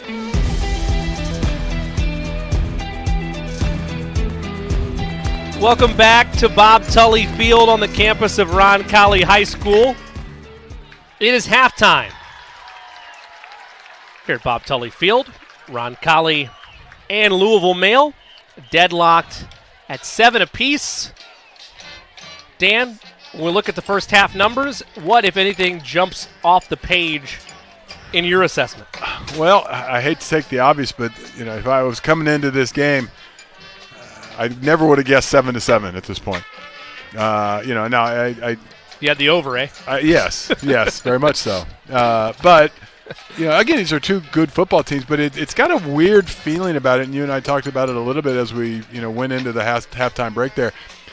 Louisville Male comes in and they've got just kind of a, I don't know how to explain it really, but there's I'm going to call it a lack of discipline, and I don't mean it in the truest sense, because it's not like they're getting a bunch of penalties and and doing anything like that. But you see them, time to punt, 2 or 3 guys come running on right before it's time. They've had to call 2 timeouts because they just weren't ready to make the move. It's just kind of a lackadaisical approach to their game that I think makes it hard for Roncalli to get in the true, flow of the game, if that makes any sense, because it just kind of throws off the timing of the whole game. And now, as they have that lackadaisical approach, they've got athletes out there, and they are looking to make big plays. And when you get Antonio Harris the ball out in space, you're in trouble, because the dude can just flat out run, and he's strong, the cobbler has proven that he can run the ball. if they had their number one back in Daniel Sweeney, I think Roncalli might be in trouble right now. This is their, at least the second string, if not third string. I don't think Burton had any carries coming into the game today. So, they're kind of bringing a running back that doesn't have any experience this year at least. And, and it's like, whoa, this is, again, just not what I expected to see or the type of game I expected to see. Yeah, I mean, we talked about it in the pregame show. I thought we're going to have fireworks galore, have a lot of high-scoring offensive attacks. At least in theory. I say in theory because I figured if any of these two schools was going to slow down the other, it would be Roncalli with how good the defense has looked to start Agreed. the season. Yes. Instead, it's been, I hate to use it, but it's been a rock fight. It has been a rock fight yes. at all levels. And it's a dark alley brawl type of thing, and not in a bad way. There's nothing, No penalties or that kind of stuff going on. It's just kind of an ugly football right now, and you're not used to seeing this out of Roncalli, and with as famed as the male program is, you kind of are shocked to see that. Now, another thing we haven't talked about, Jimmy, the two best recruits in the state of Kentucky were on this male team at the end of the season last year, getting ready to be seniors. One of them is William Wu Spencer, who was the number one recruit out of Kentucky. He's a big 6'5", 290-pound offensive and defensive lineman. He transferred to New Albany on the Indiana side of the border. And then Jeremiah Collins, the number 2 recruit, was a defensive corner who his family supposedly moved down to Tennessee, so he moved out. So you take your two best players, two guys that are going Division I off your team, that's going to shake any program, when you lose them like that. And again, this team has been to the state championship the last 4 years. They won in 2018, then they were runners-up 3 years in a row.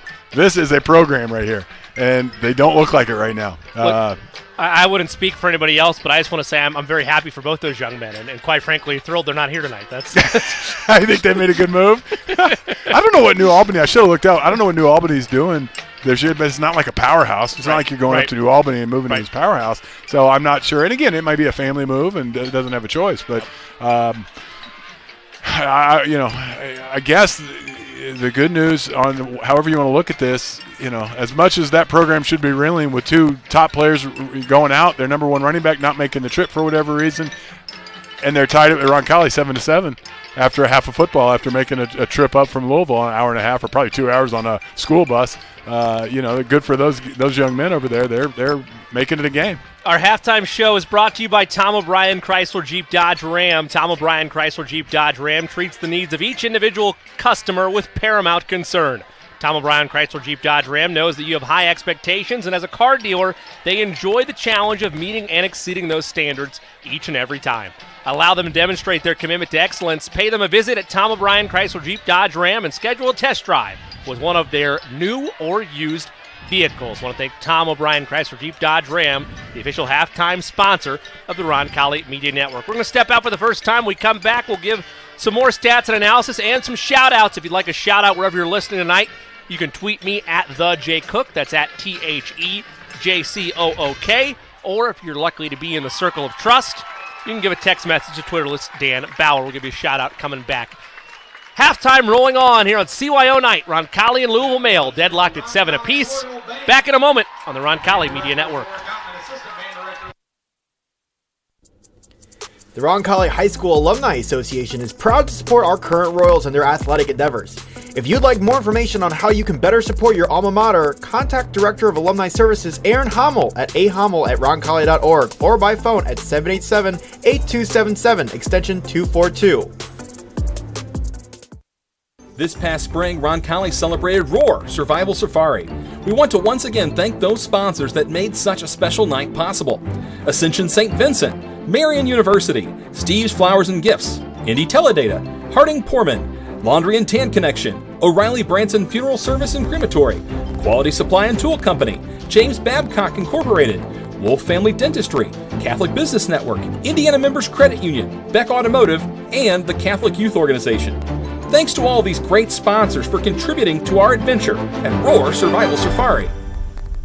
Sports fans, it's Mark Maloney with JC Bank. Whether tailgating or listening to the game at home, JC Bank invites you to BYOB. Be your own branch. Got a laptop with Wi-Fi or a smartphone? Well, BYOB 24/7 with JC Bank's online and mobile banking options. Hey, you can even apply for a mortgage online with JC Bank. And remember, we're happy to serve you at one of our local JC Bank offices too. And we'll be opening soon in Greenwood. Get in the game at jcbank.com/BYOB. Equal housing lender, member FDIC. When looking for reliable HVAC professionals, look no further than Ane and Bartram Heating and Cooling. Whether you need a routine maintenance check or an emergency repair on a heating or cooling unit, Ane and Bartram are available to handle all of your heating, cooling, and ventilation needs. Ane and Bartram strive to be the best, so call them today at 317-889-9574. They even have 24/7 emergency service. Call them today, Ane and Bartram, 317-889-9574. Hi folks, it's Ben Stallings with Beck Service Center. Automotive breakdowns and routine maintenance never come at a good time. Let us help take the stress out of your automotive repairs. With 10 mechanics and 32 bays, we can get you back up and running with minimal downtime. Quality parts, experienced mechanics, locally owned and operated since 1977. Located at the southeast corner of Madison and Edgewood, we are pretty darn good at fixing cars. Let's go Royals. You're listening to Royals football on the Roncalli Media Network. Well, it's CYO night, and I'd be remiss not to give a shout out to my alma mater, the St. Jude Raiders. A trio of Raiders. Not a trio, a whole, what do you call it? You know what, here we go. A whole pirate ship of Raiders. There you just go. Ran out onto the field. Arr. For St. Jude. Celebrating CYO night here at halftime. Roncalli and the Bulldogs of Louisville Male tied at 7. You said there were a couple other stats that drive you crazy here at halftime. Not drive me crazy necessarily, but just things that jump off the page at me. Now, not a lot of offense. Roncalli got stopped a couple times. They had a couple nice first downs, but then got stopped. Obviously, only 7 points in the half to prove for it. Our boy Luke Hansen still ended up with 154 yards rushing, which I would not have guessed it had been that much. I told a coworker I'm at work earlier about what's Hansen look like going into this week, and I said honestly the next 2 weeks I think are going to be a test for Luke because you got Louisville Male and they come up with a pretty strong defense. They're holding teams to 10 points per game, and then next week against Cincinnati Elder, we remember what their defense was like last week, and yards were tough to come by last year for Luke last year. So these 2 games were kind of a big circle the boat and see what happens. I said I would be surprised if Hansen, could get maybe 180 yards apiece out of these games, and yet he's already at 154, so he's on pace to go above that. The other thing that jumps off the page, Eric Moyers, he's sitting with 60 yards completion and seven completions and 60 yards.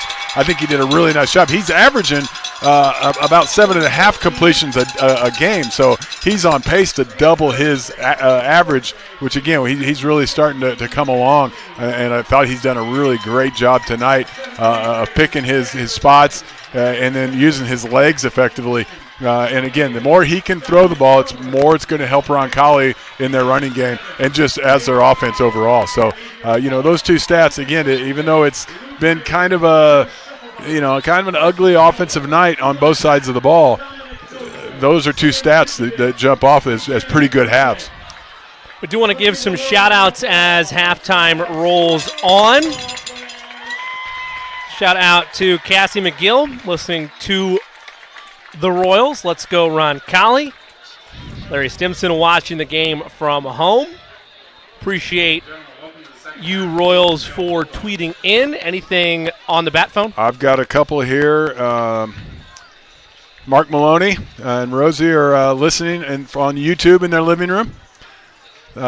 Jim Chapman sending his love, and he was bragging that Hansen is the preseason ranked number 3 in the state. I don't know if that's in all weight classes or if that is in his weight class. So, again, that's one of my wrestling friends. Yeah, does that still count as wrestling friends getting irked at you, or is that no? That's is just that another statement. Propaganda, or that's is just that, another is that, statement. Okay, I want to make sure. Yeah, he's friendly, pal. That's friendly fire, I think. And then Brian White, we used to hear from Brian all the time on these things, usually from the firehouse back when he was a fireman. Now we don't hear quite as much from him, but he wanted to point out that a Holy Name had a great choir and band, and we were the most well-rounded school on the south side at least. So that's as we watched the Roncalli band here, and that doesn't really equate to anything. But I mean, they're a great band. I don't mean that, but it doesn't equate to what I was saying about the Holy Name band. No, it does not. Appreciate any and all shout-outs we can get here on CYO night. A little bit of a brief extended halftime, but we'll take our break as well. Back in a moment for the start of the second half. Roncalli and Louisville Male tied at 7 on the Roncalli Media Network. A proud supporter of Roncalli High School, Indy Teledata provides IT solutions for businesses and organizations in central Indiana. For over 10 years, Steve Battiato and his team of professionals have provided comprehensive computing support, business telephone solutions, network infrastructure, and productivity suite integration. For a free evaluation of your technology needs, give Steve and his team a call at 317-231-5547 or visit us at indyteledata.com. While others focus on simply facilitating a transaction, Century 21 agents like Sarah Lux believe in the value of delivering extraordinary experiences by defying mediocrity and always giving you 121%. Find your new home or sell your current home with the best. Contact Sarah Lux at 502-6253 or online at listwithlux.com. That's Sarah Lux at listwithlux.com. Listwithlux.com. Sports fans, it's Mark Maloney with JC Bank. Whether tailgating or listening to the game at home, JC Bank invites you to BYOB. Be your own branch. Got a laptop with Wi-Fi or a smartphone? Well, BYOB 24/7 with JC Bank's online and mobile banking options. Hey, you can even apply for a mortgage online with JC Bank. And remember, we're happy to serve you at one of our local JC Bank offices too. And we'll be opening soon in Greenwood. Get in the game at jcbank.com/BYOB. Equal housing lender, member FDIC. When looking for reliable HVAC professionals, look no further than Ane and Bartram Heating and Cooling. Whether you need a routine maintenance check or an emergency repair on a heating or cooling unit, Ane and Bartram are available to handle all of your heating, cooling, and ventilation needs. Ane and Bartram strive to be the best, so call them today at 317-889-9574. They even have 24/7 emergency service. Call them today, Ane and Bartram, 317-889-9574. Meet Kate. Okay, I'll send that report. Kate juggles a lot working from home. At Indiana Members Credit Union, we know Kate. We know she needs more room. We're here to help Kate and you by offering a special low intro rate on an IMCU home equity line of credit. Today, it's all about Kate. Tomorrow, it's all about you. Because at IMCU, it's you that matters. Subject to credit approval, IMCU is an equal housing lender and federally insured by the NCUA. Learn more at imcu.com. Steve's Flowers and Gifts is your family-owned Indianapolis and Greenwood florist. Our mission is to establish and maintain the highest level of floral value and customer service at comfortable consumer prices. For the best and freshest flowers in Indianapolis and surrounding areas, Steve's Flowers and Gifts has exactly what you're looking for. Check out our wide selection of flower arrangements to make your next occasion memorable. Call 317-787-3431 or visit us at 3150 East Thompson Road. Never lose your drive to deliver. Today's logistics marketplace is an ever-changing landscape where you can make your mark through dedication and passion. At Spot, these characteristics, along with drive and teamwork, form the basis for a rewarding, fast-paced career. Take it from our Roncalli co-founder and our dynamic group of Royals alumni. They've never lost the entrepreneurial spirit that provides the foundation for our continued success. There's never been a time like this, and there has never been a partner like Spot. We're relentless, we are experts, we are accomplished, and like you, we will never lose our drive to deliver. Come find your spot at spotinc.com/careers. Go Royals! 2 quarters down, 2 quarters of Roncalli Royals football to go. Let's go back to the booth with Dan Bauer and the voice of the Royals, Jimmy Cook.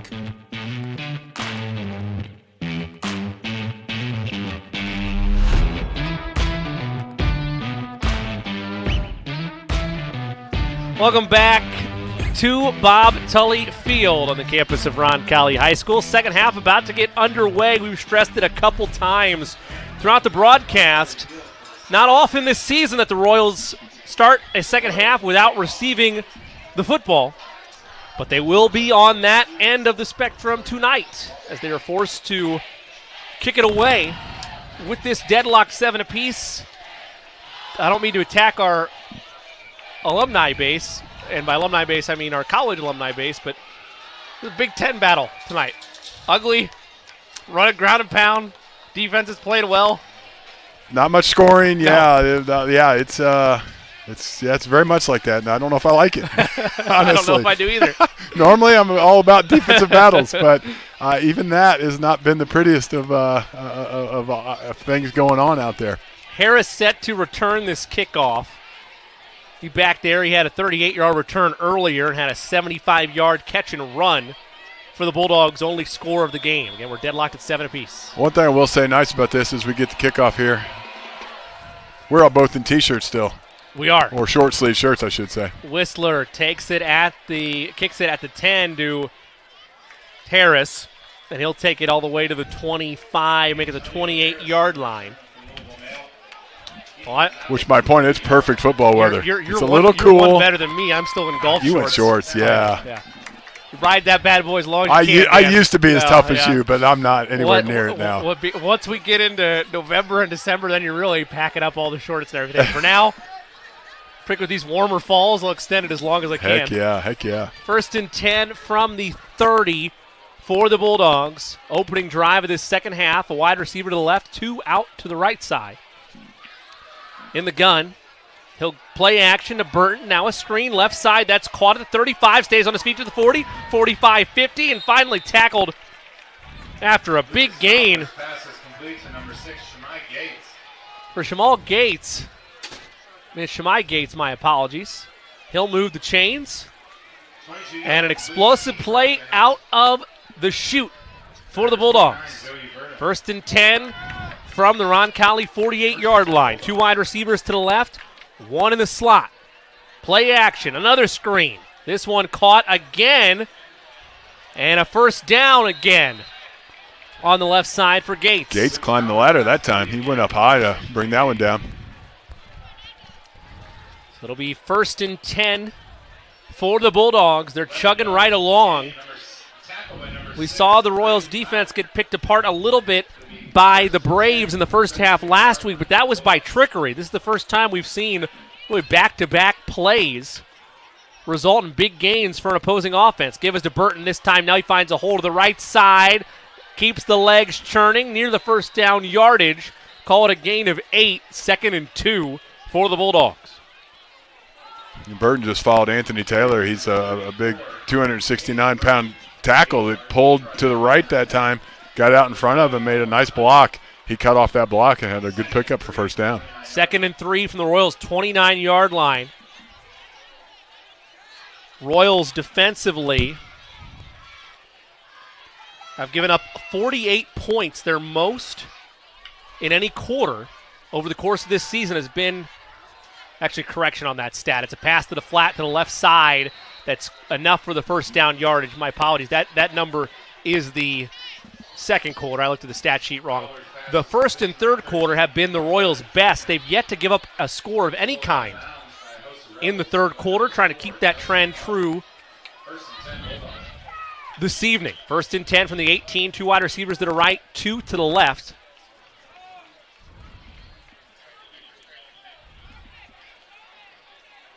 Cobbler goes under center, now steps back out in the gun. Directly behind him is Burton. Takes the snap, gives to Burton left side, has a block, and Tunney's going to be there to slam him down after a gain of 4.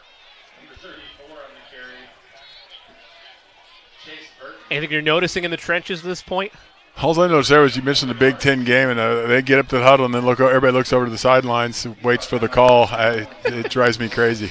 That's all I saw there. 2 wide receivers to the right, 1 in the slot here on second down. This time he'll keep it himself. Will Cobbler makes a man miss, spins again, and is just short of the first down yardage, or he might have it. They might get That's it to close. Initial spot, I think he has it. If not, it's 3rd and inches from the. Oh, there must be a flag down somewhere, though. There is Laundry. I see it now. Oh, there it is. Yep. So it'll be a hold against Louisville Male. Royals faithful appreciate it. And I'll move it back. Well, I was going to say, Lucas Cobbler, I mean, that was not a designed keep or run for him. He had pressure in the backfield there, and he made all that on his own athleticism. But it helped with a little bit of holding call somewhere in there. 2nd and 19, 2 wide receivers to the right, 1 to the left. Cobbler, 2-step drop, looking, fires a shot. Left side has a man. Good coverage there by the Royals. Andrew Baugh able to take the receiver out of play, and it'll be 3rd and long. There are 2 Royals there in coverage. Yeah, and Ball did a good job of keeping him outside because the ball was thrown to the inside of it. So if the ball's thrown to the corner, Roncalli might have been in trouble there. But the way they played it, they had double coverage, so they probably could have kept that corner to the outside. But, he was a little bit behind the corner. But Ball did a good job not letting him come back in to readjust to the ball thrown inside. It'll be 3rd and 19 for the Bulldogs from the Royals' 32-yard line. First drive of this second half. We're tied at 7. All alone in the gun is Cobbler. He'll step up and run. Going to try to get it with his feet. Ran into his own man, and he's tackled from behind. He got the penalty yardage back, plus about 2. So it'll be 4th and 7. And will we see a field goal opportunity here? Looks like I it. believe well, so. maybe not. Yeah. No, he's the kicker's holder. out there, That's why. Yep. So Cobbler's going to be a holder, as he has been throughout the year. And we'll see Lance Gossett attempt the point after try. Field goal try. That's a 38-yard field goal, it looks like. It's got enough leg, but it might be wide to the right. It is no good. Wow. Pushed it right, and the Royals defense come up with a big break. Bulldogs move and claw their way down the field, get all the way to the 21-yard line before pushing a field goal wide right. It's been a story of the night for both teams. Special teams, at least in the field goal department, leaving plenty of points on the board, but the Royals will take it on this end, the 1st and 10 from the 20-yard line. I'm going to give one of my beefs in the football. This doesn't matter that much here. They're only going to lose about 5 yards. But to me, if the defense stops them and they kick a field goal and miss it, they should get the ball where the ball was placed originally. Not where it was kicked from, but to where it was snapped. And instead, they always move it to the 20. That was a 38-yard field goal long of 21 to this point for Gossett. Here's 1st and 10. Handoff to Hansen. It'll get about 3. Correction. Add 2 to that. We'll call it a 5-yard gain. 2nd and 5 from the 25-yard line for Roncalli with 8:50 to play in this third quarter. We're deadlocked at 7 apiece. 2 wide receivers to the right, 1 to the left. Moyers gives to Hansen, makes an initial tackler miss, and then he's deep cleated after a gain of what we'll call 2. So 3rd and 3, make it 3rd and 2, says the official scorekeepers from the Royals' own 28-yard line. It would behoove Roncalli for a nice first down here, Dan, when you look at how quick the Bulldogs were on their opening drive of the half. 3rd and 2 from their own 28. Hansen to the left side. 2 wide receivers to the left, 1 to the right. Moyers gives to Hansen. He's got space up the middle for the first down. Move those chains for Luke Hansen. Trevor Locke and Brady New did a great job from that left side, crashing down their defensive lineman. Just took him and just bull rushed him right down to past the center, which allowed Hansen just to cut off. Came up the middle initially and then cut off just to the left. But because the whole section was wiped out, it gives him plenty of room to get that first down. 1st and 10 from the Royals' own 34-yard line. Give us to Hansen. Tried to bounce off a tackler, but he's thrown, thankfully, forwards. It'll pick up about 3 that way. Scartwee got a nice little pancake about 12 yards down the field, taking his nose guard all the way down. Royals faithful, at least the student section, going nuts because Anthony Calhoun and Wish TV have battled for the banner. Down there. They're on scene. Got to play it up for the cameras, you know. Got to. 2nd and 7 from the Royals' own 37. Man in motion is Coughlin. Give is to Hansen to the left side. Cuts back upfield. Keeps those legs turning. He'll pick up about 3. Call it 3rd and medium.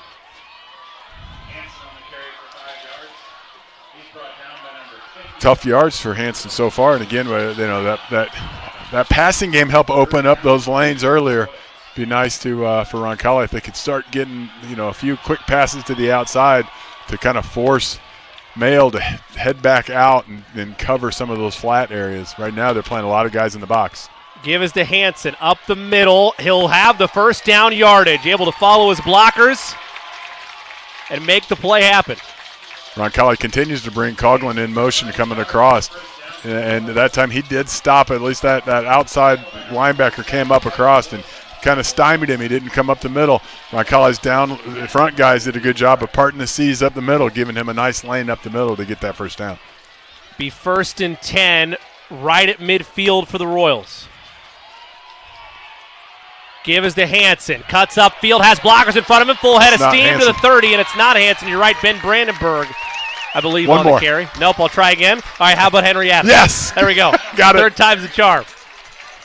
You see a blur of speed, and you automatically It assume looked it's like Cool Hand Hansen the Luke, way he but- was running, But yes. you're right, it is Henry Adams on the He carry. usually looks a little smaller, but the way he cut and run up behind those big linemen. Nothing wrong with door number 3. No, 1st and 10 I like the from the option. Royals' 28. You're making that the Bulldogs' 28-yard line. Royals just outside the red zone. Give up the middle to Hansen. He does nearly the same maneuver, cuts it upfield after going to the left, cuts upfield right, moves those chains for a gain of 12. And Henry didn't get a carry last week at all. So No, he did not. I don't know if he was in the game, but he didn't just get any carries. But so it's nice to see him get a nice carry, and then Hansen follows it up, another first down. 1st and 10 from the 16. Royals back inside the red zone for the 3rd time tonight. You can hear a pin drop. Almost men at work. Hansen is tackled for a gain of 2. Went up the left side, but was met immediately.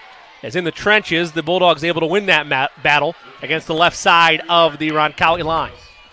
He's brought down. Number 41, Solomon Conley, and number 78, Travis. Bringing Swartz in for the jumbo package. We'll see where he lines up right now. He's kind of in the backfield. They're looking to the sideline for direction with 15 on the play clock. 2nd and 7 from the Bulldogs' 13-yard line. One wide receiver out to the right, one to the left. Moyer's in the gun. Hansen to his left hip. He will give it to Hansen. Stutter steps up the middle, keeps dancing around, makes a man miss to the 10. Tackled at the 5, and it'll move the chains. 1st and goal for the Royals. They put Swartz in the left end there, making a jumbo to the left. Hansen took it right over the center and then immediately cut back to the left, just kind of followed those blocks right up the middle. Looked like he had a slight chance of maybe busting it, but one of the Bulldogs had a jersey there and just wouldn't quite let him out. 1st and goal from the 4. Deadlocked at 7 apiece with 4:15 to play in this 3rd quarter. A wide receiver on either side. Moyers. Give to Hansen. Up the middle. Keeps those legs turning. Dives. And they're going to mark him a yard short. Be 2nd and goal from the 1. He got cut down and his head kind of went straight down. It looked like his head crossed the goal line, but it looked like the ball might have just fallen short. Might have been a good call. Not a fan of the call initially? Well, not initially because there was parts of his body that were across the line of scrimmage, or the goal line. But when you really slowed it down and think about it, his that ball was kind of held down and I think did hit the ground before it went across the goal line. 2nd and goal from the 1. Moyer's in the gun. Hansen directly behind him. Takes the snap. Give to Hansen. He'll walk into the end zone for the touchdown. Roncalli in front with 3:33 to play in this 3rd quarter. 13-7 Royals. Luke Hansen from a yard out. And Hansen now is at 30 rushes for 212 yards. 2 touchdowns on the evening give him 22 touchdowns on the season. You can make a strong argument, Dan, for Player of the Year honors for him. There's no question. There was a lot of talk. There was, I think, an article in the paper and or at least on the internet that, he's kind of the favorite right now for Mr. Football. Low snap. Kick is right down the middle, though, for Levi Whistler on the point after try. We'll step away, resume that conversation in a moment. 3:33 left to play in this third quarter. The Royals back in front over the Bulldogs, 14-7. You're listening to Roncalli Royals football on the Roncalli Media Network. Harding Porman is a full-service printing and brand communications company. From creative services and strategy to print, signage, digital output, warehousing and fulfillment, mailing, e-commerce storefronts, and even mobile solutions. They are dedicating to helping their clients get the most out of their brand communication efforts with the quality they can see and results they can be sure of. Get the most out of your brand communications. Certified to be the best, Harding Porman.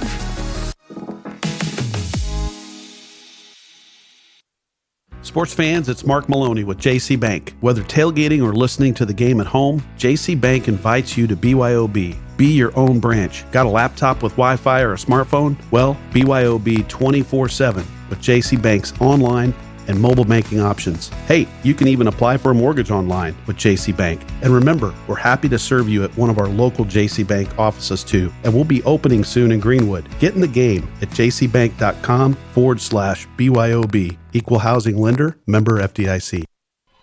Welcome back to Bob Tully Field. The kick is away and taken at the 5-yard line by Harris to the 10, to 15. He's got some space. Look out to the 20, 25. He's finally brought down. When he runs like a gazelle in space, thought he might be able to navigate those holes and potentially take one deep.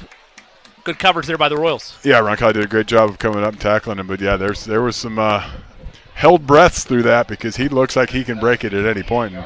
And from what I've seen so far in this game, if it's me as a coach, I'm getting the ball in his hands as much as possible. Be first and 10 from their own 28-yard line for the Bulldogs. Royals lead 14-7, 3:26 to play in this third quarter. Wide receiver to the left, 2 to the right. Cobbler in the gun. He'll give it to Burton, who initially tried to go up the field, then goes left and tackled for a minimal gain. Call it 2 yards picked up there, 2nd and 8. Prendergast did a great job coming from the middle linebacker coming out, grabbing him high and just kind of setting down like a bull, like you see with the bull riders coming and just dropping their legs and pulling him down just to stop his momentum. Late substitutions in for the Bulldogs. Plenty of play clock to work with. Still 18 on the play clock. Now they're going to bring a big tackle in out of nowhere and then switch everybody across this. This is similar to what we saw in the first half that resulted in a false start. 5 wide out there. Royals show pressure. He rolls right to it, throws in the flat. It's caught out of bounds, or make the catch initially, then he went out of bounds, I should say. So it'll be 3rd and about 3. 13, whoever the 13 is. But I don't know if you noticed when he went from the left side all the way to the right side, he went on the wrong side of the ball. If Roncalli touches him right there, it's offsides. But we let him run all the way around and go through because, or if he touches the ball, it's a penalty on them too. But anyway. Thought you meant gate 13 as they were scrambling yet again to try to make their connection. Yeah, I would have brought back the airport analogy there. 3rd and 4 from their own 34 for the Bulldogs. Cobbler in the gun, 5 wide. Looks, fires a quick slant, and his receiver was not ready for it. And looking for Demetrius Dunlap. It's incomplete, and the Bulldogs likely will be forced to punt with 2:33 to play in this third quarter. Roncalli 14, Bulldogs 7, but hold everything. Offense is still out there for a moment. And now again a shift change. I was going to say, it's not 5 seconds left in the play clock. We're not going to send our punt team out yet. Got to wait. They had a claim check ticket for that bag. I'm going to run this into the ground. They had to wait till after they landed to get their bags. 4th and 4. Awaiting this punt is Andrew Baugh at the 30-yard line, and that one's another end-over-ender, fair caught at the 31. That's where Roncalli will be in business. Something happened from the whole rest of the season until today, because he was calling for a fair catch before the ball was even kicked, almost. I don't know. Well, you and I made critiques that there were dangerous attempts to make returns early on. I know, but so if we're looking for it, it's I learned to love it, though. It was so exciting. You learned to grow to appreciate the anxiety-driven moments. I miss it now. You know who I bet didn't enjoy that? Any of the coaching staff. That's probably why we're at. That's fair. That is fair. 1st and 10 from the 32. Roncalli's own 32-yard line. They lead 14-7, 2:25 to play in this third quarter. Give us to Hansen up the middle. Hesitates initially, full head of steam. Call it a gain of 8. Second down. We continue to put Coughlin in that jet sweep motion, and so far I have seen nobody fake for it. We got to just give it to him. By the way, just give it to him, see what happens, because they're not expecting it. Not just tonight. All season, you've seen Coughlin in jet sweep action, and I don't think they've gone to him. Maybe a touch pass once. There might have been a touch pass, but I don't think Hansen was in the backfield at that point. I have a random question for you here in a moment, and now I figured it out, so never mind. Give is to Hansen up the middle, and he'll have the first down on a second effort. So at the 29-yard line, this is something that I guess even though we treat this as radio broadcasts, our Roncalli YouTube channel can look at. I was very confused as to what was glittering. If it was like, couldn't be a firefly. What was it on the 29 of Roncalli? Oh, that's a piece of confetti just still out there. Oh, really? Long piece of confetti. If you see a gold glistening object there in about I hadn't noticed the 28. Caught my eye, and I was very confused as to what was happening over there. Found my answer. Couldn't keep your eye off of it at that point. I could not. 1st and 10. Give is this time to Adams. Full head of steam. Thrown forward for a gain of 3. Legitimately thrown. Look like they got it up underneath him. But as long as you're going that way, as long as you're going ahead. Throw me the right direction. I'm good with it. Take a couple extra yards.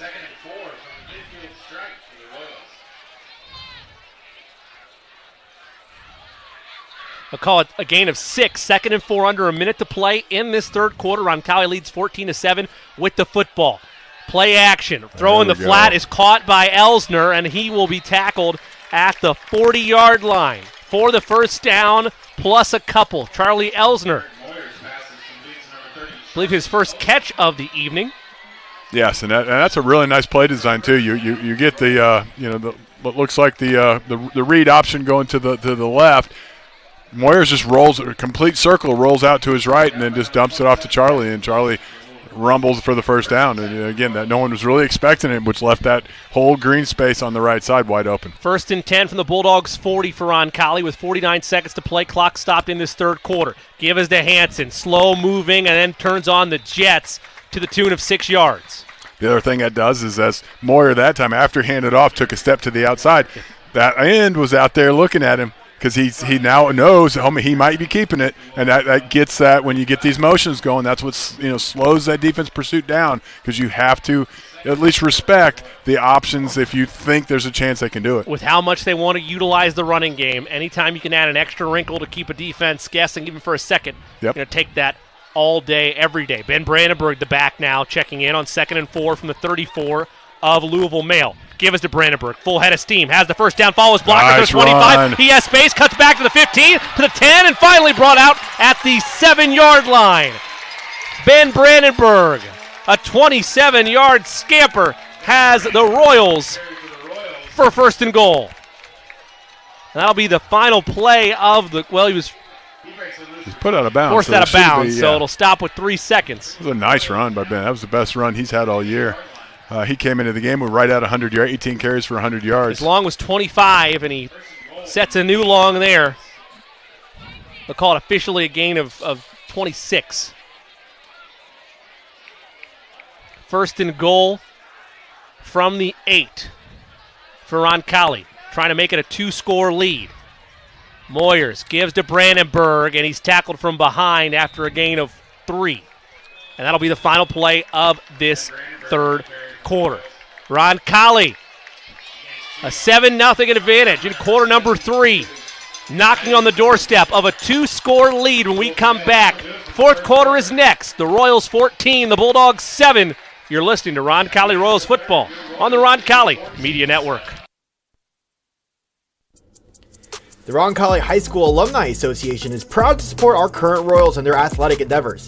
If you'd like more information on how you can better support your alma mater, contact Director of Alumni Services Aaron Hommel at ahommel@roncalli.org or by phone at 787-8277, extension 242.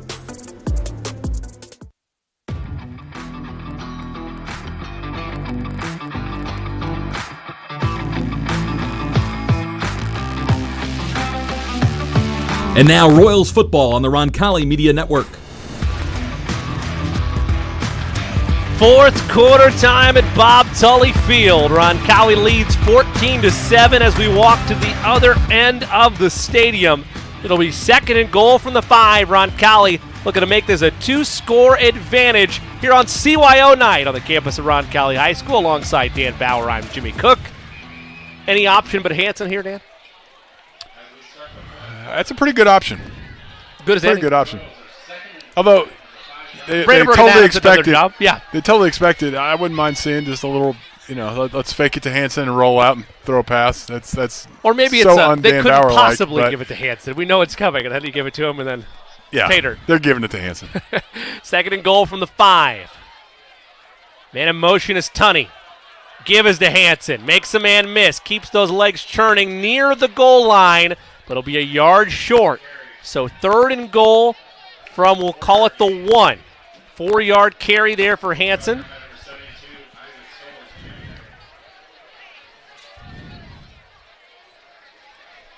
He's up to 234 yards, average of 6.9 yards per carry, near his season average in both those marks. 3rd and goal from the 1. Moyers to Hanson. No, it's a screen pass near the goal line. Did he get in? Let's see. Nope. Tackle was made, unable to extend, so now it'll be 4th and goal. Tunney on the reception. I would have argued maybe where he was tackled. I'll explain what that looked like here in a second. All right. I'm going to do it anyway. We have time. Yeah. If you are a Colts fan and you remember when Kansas City went for 2 against the Colts, Travis Kelce caught a ball right at the goal line. That's what it looked like, where it was, did he get in or did he not get in? The officials say no. Now it's 4th and goal from the 1 for the Royals. Moyers, give to Hanson. He'll trot into the end zone for 6. Touchdown, Roncalli, with 10:48 to play in this 4th quarter. The Royals, 20. The Bulldogs, 7. Point after try upcoming for Levi Whistler.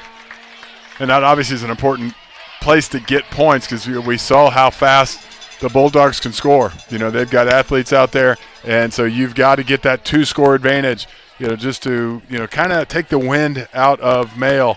If they get a defensive stop there, their momentum's going and they score quick, it's another tie ball game. But not so. Whistler, good snap, good hold.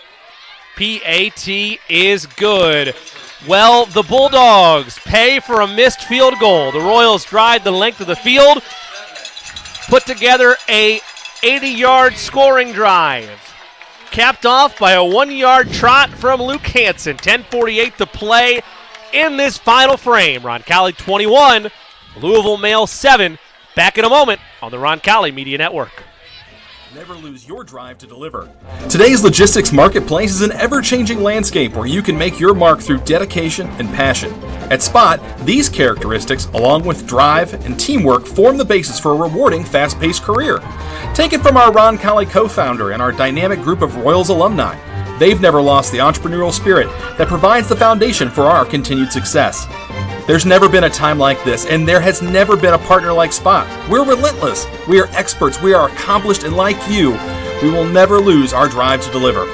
Come find your spot at spotinc.com/careers. Go Royals!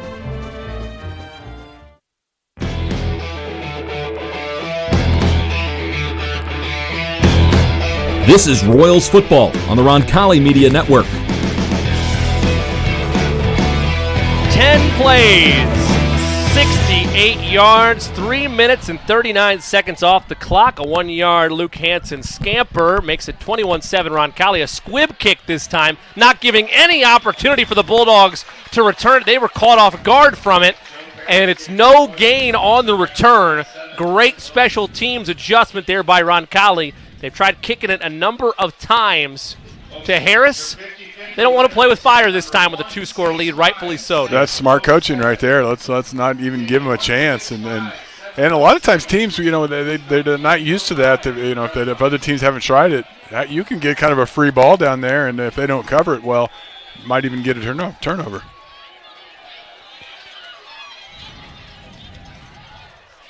First and 10 from the 15-yard line. Give is to Burton, and he's met by a brick wall after a gain of 2. This is the time of the ball game where you'd usually expect the Royals defense to really clamp down, Dan. Yeah, no question. This is when you need to do it, too. You get starting spot on the 15-yard line. That puts you in great field position. If you can get a quick 3 and out here, it puts you in great position.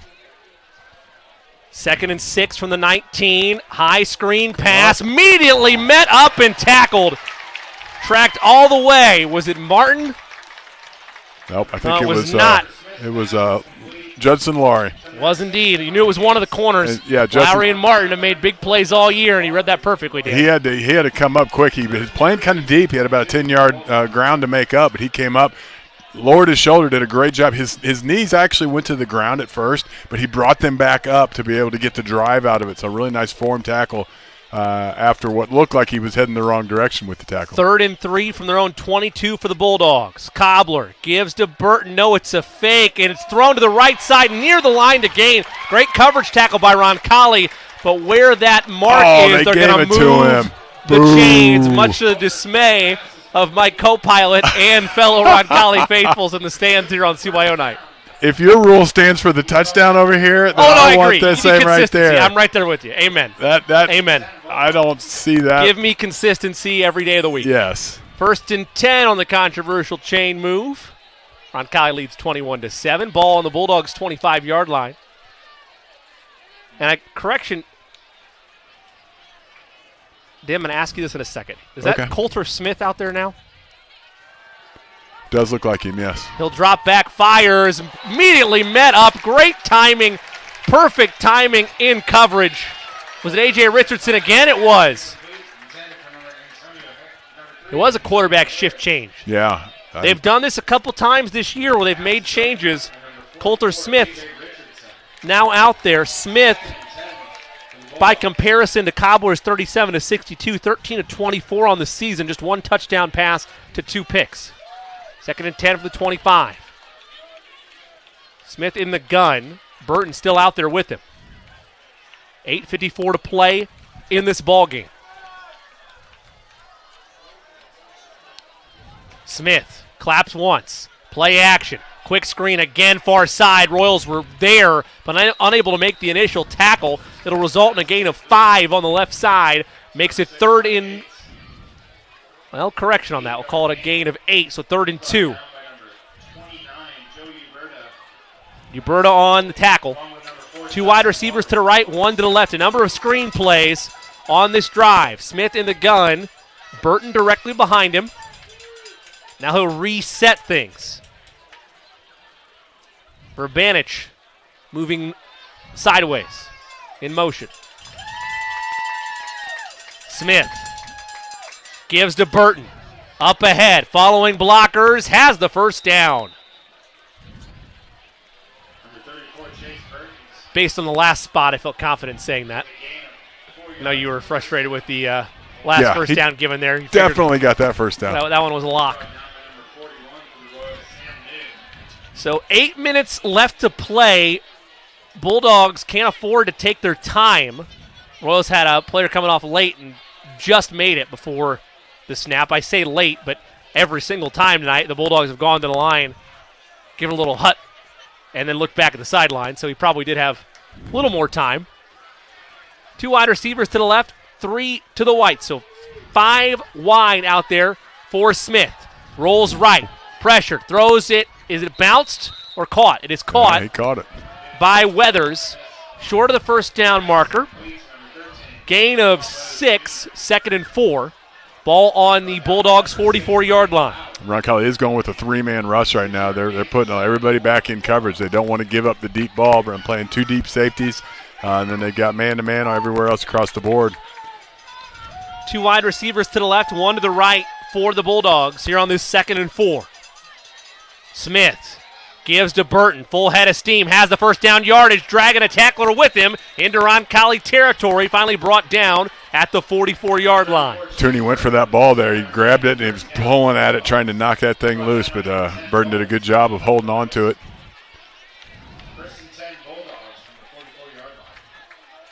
So that'll bring him across midfield. Bulldogs trying to put together some sort of rally. Royals lead by 2 scores, 21-7, 6:45 to play in the ball game. 2-step drop. Smith airs it out deep downfield. Has Harris. It bobbled and incomplete. 3 Royals closed late. It hit Harris, you thought, in the shoulder pad. A tip drill up for grabs. Royals could not come down with it, and it'll be 2nd and 10. Big hit by Andrew Ball, too, right there. As he came in to catch it, the ball touched his shoulder pads, and Andrew really came screaming in there. And I thought Andrew had a little bit hard getting up there. He took the brunt of it, but that hit caused that ball to fly out of there. So nice defensive play. 2nd and 10 from the Royals' 44-yard line. 2 wide receivers to the left, 1 to the right. Smith now adjusts the play at the line. Has Burton directly behind him. Delayed handoff. Burton cuts back to the right side, and he's tackled from behind. He had no chance at seeing the Royals that were in pursuit. That's Tooney coming back from the backside there. He had come up on a rush. Then when he came underneath it, he had no idea he was going to get hit from the backside like that. Wow. It's like suddenly braking, getting hit from behind by a car. Not knowing the car's there. Exactly. 3rd and 5 from the Royals' 39. Play action. Quick slant. Harris has the catch and the first down. He's been a thorn in the side of the Royals on special teams and on the offensive end tonight. Picks up 8 on the play and sets up 1st and 10 from the 28-yard line. 5:43 to play. A long drive here for the Bulldogs. They're down 2 scores. Royals lead 21-7. 5 wide. 3 to the left, 1 to the right. Smith rolls right. Looks, a little comeback route. It's caught just short of the first down yardage by Antoine Weathers. And Brandon Lauk made the tackle over there, but he's staying down on the ground. That is Braden Lauk on the far right side. On the sideline, he's down. And we'll step away with 5:27 to go in the quarter. Roncalli leads 21-7 as Lauk gets attended to. While others focus on simply facilitating a transaction, Century 21 agents like Sarah Lux believe in the value of delivering extraordinary experiences by defying mediocrity and always giving you 121%. Find your new home or sell your current home with the best. Contact Sarah Lux at 502-6253 or online at listwithlux.com. That's Sarah Lux at listwithlux.com. Listwithlux.com.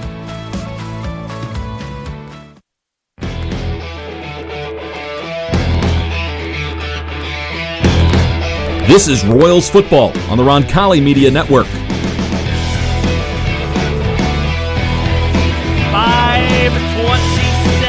5:27 to play in this ball game. Roncalli 21, Louisville Mail 7. Alongside Dan Bauer, I'm Jimmy Cook. Happy CYO night to you. 2nd and 10 upcoming for the Bulldogs from the Royals' 19-yard line. Bit of a drive going for Louisville Mail, but tick, tick, tick, that clock goes. Yeah, they're playing against the clock, but with 5 minutes left, 5.5 minutes left, they got plenty of time. If they score fairly quickly here, it gives them enough time to play defense and then move again.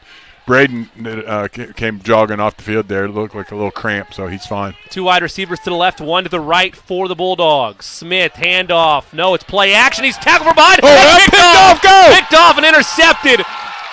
The Royals able to come from behind and tip the arm of Smith.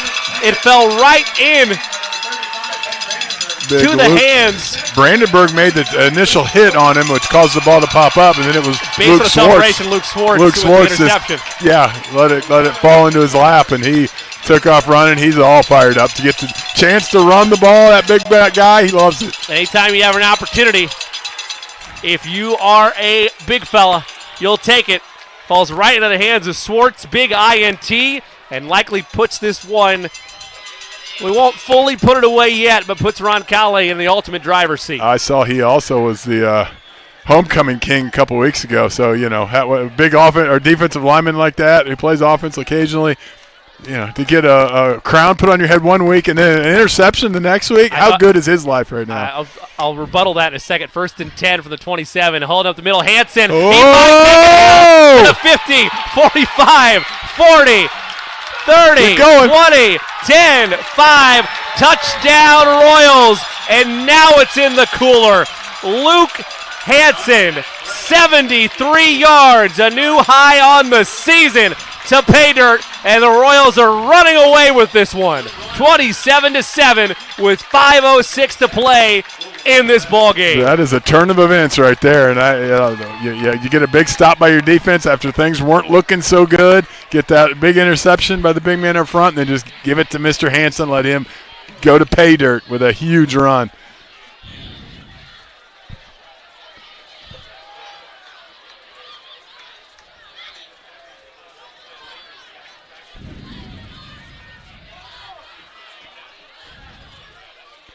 Whistler on for the point after try. Good snap, good hold. Kick is good. 5:06 left to go. Roncalli out in front by 3 scores on CYO night, 28-7 over Louisville Mail. Back in a moment. You're listening to Roncalli Royals football on the Roncalli Media Network. Sports fans, it's Mark Maloney with JC Bank. Whether tailgating or listening to the game at home, JC Bank invites you to BYOB. Be your own branch. Got a laptop with Wi-Fi or a smartphone? Well, BYOB 24/7 with JC Bank's online and mobile banking options. Hey, you can even apply for a mortgage online with JC Bank. And remember, we're happy to serve you at one of our local JC Bank offices too. And we'll be opening soon in Greenwood. Get in the game at jcbank.com/BYOB. Equal housing lender, member FDIC.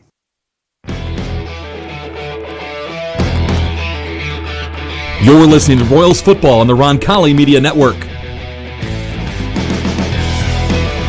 5:06 to play. Roncalli doing a little bit of everything. We thought it was a rock fight at times. That was a blistering carry by Luke Hansen to put the Royals back in front by 3 scores. Yeah, and that just takes all the air out of Mail's attempted comeback here. That's the second time they've squibbed this, and that's lost. The ball is on the turf. Roncalli might have it. They do indeed. The second straight kickoff. Roncalli utilizes a squib kick. Both times the Bulldogs caught off guard. This time it's a fumbled kickoff recovered by the Royals. And that puts the icing on the cake for the special teams unit, Dan. Well, that was Joe Parrott that did it. I didn't pay attention to the one before. Was it Joe Parrott that he kicked off the one time before? I didn't see it either. I know. We hopefully didn't. We might have missed an opportunity to give him his credit there. But that one was a perfect kick up real high, and they just weren't ready to cover it. It hits the ground a little bit, and it kind of bounces weird when you have that much spin on it. And I didn't see from Roncalli who was able to come up with it. I don't know if we'll have time for this question, but I have a follow-up for you here in a second. 1st and 10 from the 28-yard line. 5:02 to go. Roncalli leads 28-7. Give is to Hansen. Full head of steam. Keeps those legs chugging right along. And it'll be a gain of 8, 3rd and 2. Are you surprised by that specific adjustment?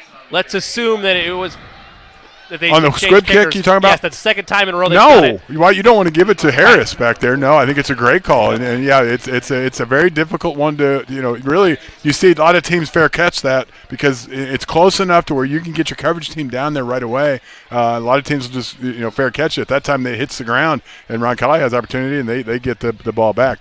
I am surprised that Hansen goes in the game for that when you get this kind of lead, but they've substituted and put Adams in there now. Moyers in the gun, gives to Adams. Henry keeps those legs moving. Man, he started to stumble and fall forward for the first down. If he would have kept his balance, that's a house call from 20 yards out.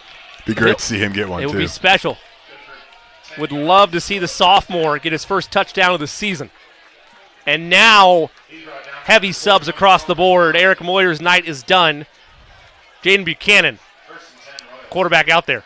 And I got to be honest with you, you don't see them out there together very often, but Adams and Buchanan, we talk about the size all the time. CYO Not what I was going to say, but yes, that's a great way to put it. High snap and whistles will happen as well. In their defense, whether it was Raiders or Warriors or Giants running out there, they have a solid 5 to 6 inches on the youngsters that were out there. Oh, there's no question. There's no question. That's not quite CYO night. Yes. But visually, we are in the radio medium. That's a great way to put it. Adams was I could sit and probably name most of these kids earlier, especially now that we're here. But Adams was a Warrior for a little bit. He transferred last year and then came back to and was at Roncalli this year. 2 wide receivers to the right, 1 to the left for Buchanan. Jaden takes the snap. Give us to Adams. Full head of steam. He'll get most of the penalty yardage back. It'll be second and 10. Still saw movement on the ball. I think it was the defensive line moving that time, but we've seen a lot of that tonight. Yeah. You caught that earlier with the Bulldogs defensively. You expect it when you're going against Roncalli's number 1 line to try to, kind of come up with something. Sure. When the second squad's in there and you're jumping around, I don't really understand that. And it's really late. It's like they it doesn't look to me like they really are ready to go. The 2nd and 10 from the Bulldogs' 12-yard line. Buchanan gives to Adams, trying to find the edge, and he's tackled after a gain of about 4. Make it 5. 3rd and 5.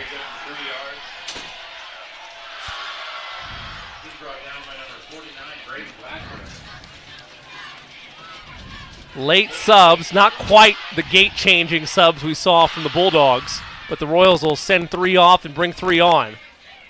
They await the play call on the sideline. 2 wide receivers to the right, 1 to the left.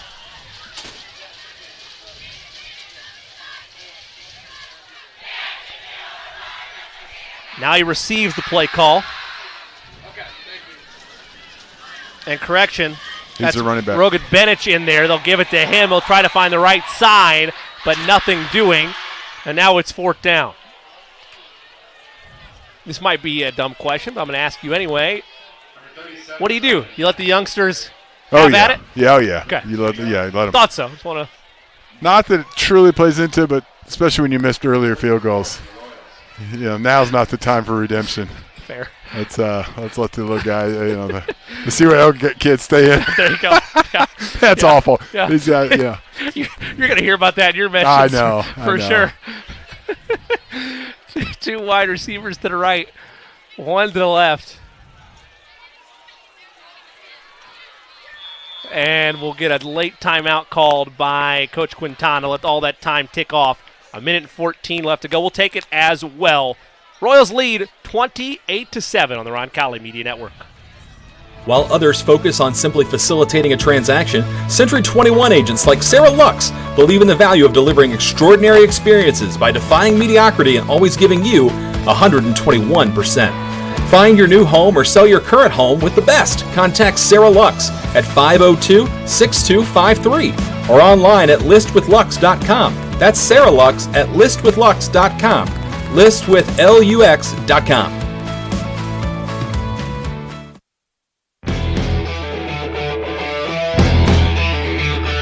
You're listening to Royals football on the Roncalli Media Network.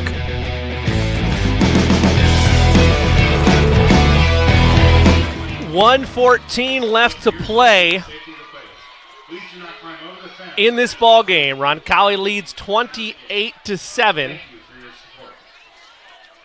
over the Bulldogs, and a chance to add to it. 4th and 4 from the 6. Jane Buchanan in there at quarterback. He'll drop back, roll right, a design draw, trying to find the edge, keeps moving, and it's going to be a yard short. Yep. He will be about a yard short. Well, you saw the quickness on display, but contain was the name of the game for the Bulldogs defense. Turnover on downs. Ball goes to the Bulldogs. 1:08 to play. Again, Roncalli in front comfortably, 28-7, alongside Jimmy Cook and Dan Bauer. Proud to be a part of the Roncalli Media Network tonight. Dan, a real complete performance yet again by the Royals in the second half. In the second half, they played really well. Obviously, had the big breakaways by Hansen.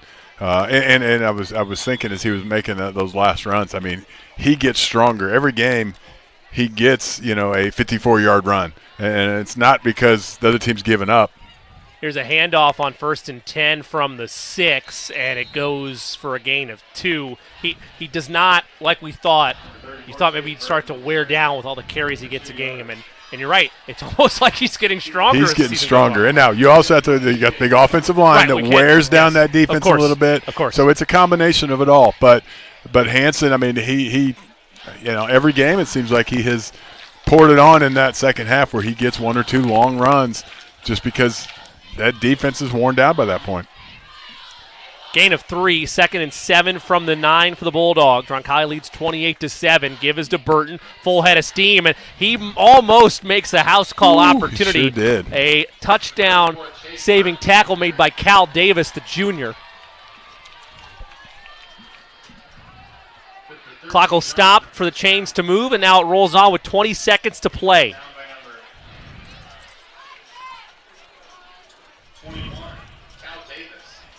I don't know if Males is going to take another snap or not. I don't think so. I think you are indeed correct. Final seconds tick away.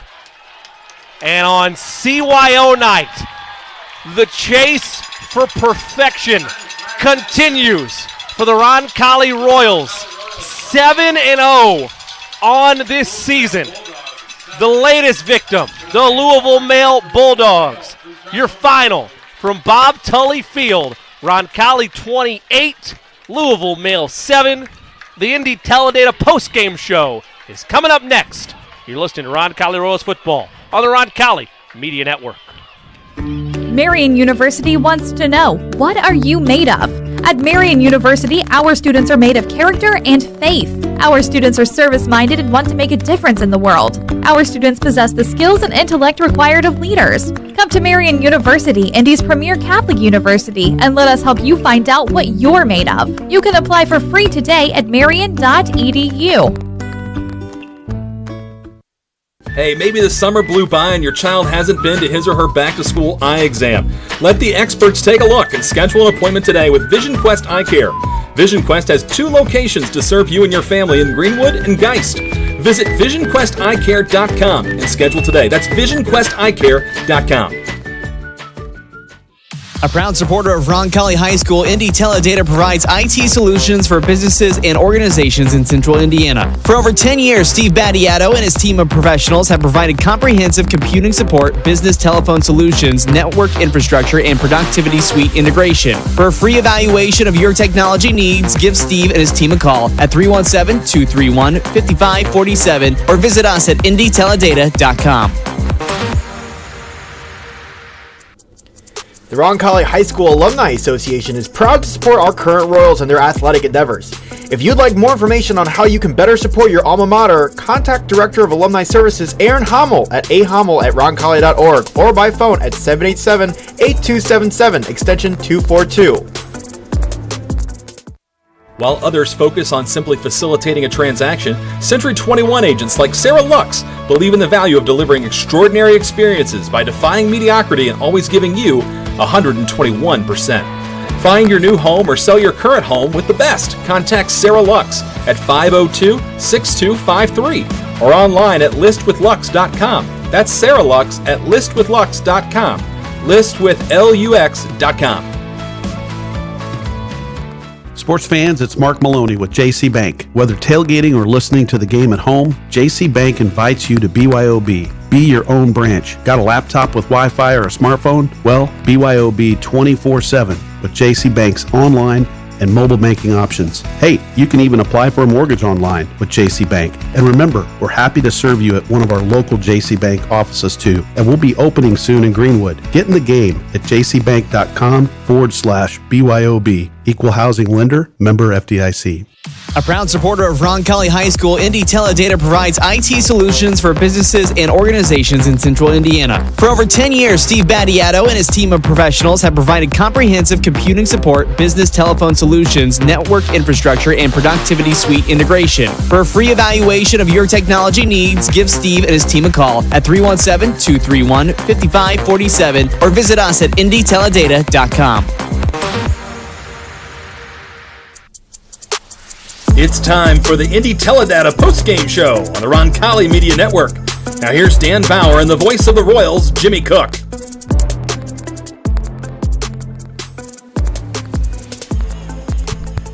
Welcome back to Bob Tully Field on the campus of Roncalli High School, and welcome to the Indy Teledata postgame show. Roncalli victorious 28-7 over the Louisville Male Bulldogs in a Border Wars matchup, the first meeting between these two prestigious programs in the history of their great schools. Alongside Dan Bauer, I am Jimmy Cook. Dan, this was a 7-7 ball game at the half. Second week in a row that an opponent was giving Roncalli everything they could handle in the first half of play. Adjustments made in in the intermission and in half number 2. Gangbusters. 28-7 your final night. Another excellent second half performance for the Royals, this time on both sides of the ball. No question. Now the one thing, a part of that you got to also consider, 7-7 halftime. As you mentioned, Roncalli, the first game that Roncalli hasn't received the opening kickoff of the second half. Male drove down and had a chance for a 35-yard or 38-yard field goal that they missed. Yep. What happens if they make that field goal? That gives a lot of momentum to them. Obviously, when you miss that field goal, it kind of deflates you. What then really deflates you is the 80-yard drive by Roncalli to put points on the board to make it 14-7 when they were looking at a possible 10-7 deficit. Now you got a 14-7 lead, and then the next series they go 3 and out. Male goes 3 and out.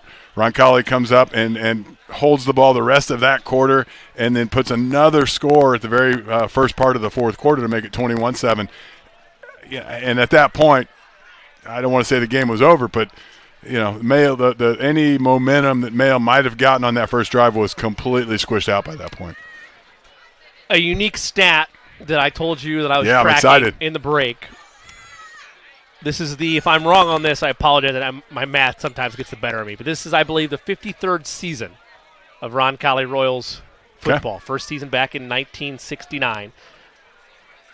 Eric Quintana is the 8th head coach by my unofficial count during that tenure. And you look at sounds right so far. First-year head coaches. He just broke a tie with Ed Tinder for coming in 6 straight wins to open a season. He is now tied with Scott Marsh for the inaugural season as a head coach with 7 consecutive victories to start a campaign. A Decatur Central loss on the road, a 5th-ranked Decatur Central team at the time, is what snapped the perfect season for the Royals back in 2017 when that happened with Coach Marsh. Yeah. Coach Quintana the opportunity to have the best start for a first-year head coach in program history next week. How about that? Elder. That's a great stat. Nice job, Jimmy. Every now and again, I put the hat on. Yeah, that's awesome numbers and I got to give credit. I give tip of the cap to Coach Roncalli and company in the media department that help put together this media guide every year. But a tip of the cap enormously to our predecessor, Rob Brown, who dug for hours and hours on end to get the history books down for us to have stats like that. No question. So. Rob Brown, deserves a lot of credit for that right there. No question. Yes. And that'd be a great little trivia because most people would not get it. Yeah. Because Ed Tinder was great coach. Scott Marsh, great coach. There were some other coaches in between all of those that were like Mount Rushmore coaches. It's a niche stat. It is your first year as a head coach. What do you do in that? It's not body of work. It's not best start in program history because even though there's only been 2 undefeated state champs, I think. I think there's more than that. Think it's more than that? Yeah, I think it's 5 if I'm not mistaken. Okay. Maybe 4. Let's call it 4 for the sake of argument. Okay. We're not talking about that. We're talking about that would be in that book somewhere. It would be, and I'll look at it in this second commercial break. But we're talking about just your first time putting on the headset as the head coach of this program, and have the opportunity to become the owner of the best start. And again, these are all stats I care about. Dan cares about. Coach Quintana doesn't give about it, but for the sake of the history of the program, this incredible start continues. He has a great group, sure, but he's helped guide them to this opportunity, and his hat's off to him and his staff. Yes, no question. He does a great job. And I mean, a lot of people will look at it and say, oh, the last 2 years, Roncalli's been such a powerhouse that he's coming in and acquiring just a team that's, you think about us at the beginning of this year, we were talking about probably a 2 or 3 loss season, possibly because of the number of starters that departed the program last year because they were really heavy on the senior side, and so for him to come in. And then you also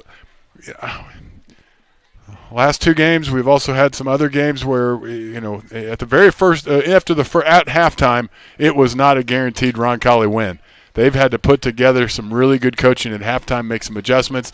Last week we kind of joked that they may have been, chewing some rear end a little bit. I think that might have happened again tonight. But, whatever, you got to get your team ready to play and ready to win that game, even if they don't start off the way you want them to. And the last – I think we could go back and probably every game that they've played, they have dominated the fourth quarter of these games. And if you're going to dominate a quarter, it's better to dominate that fourth quarter and that second half to make sure you win the game.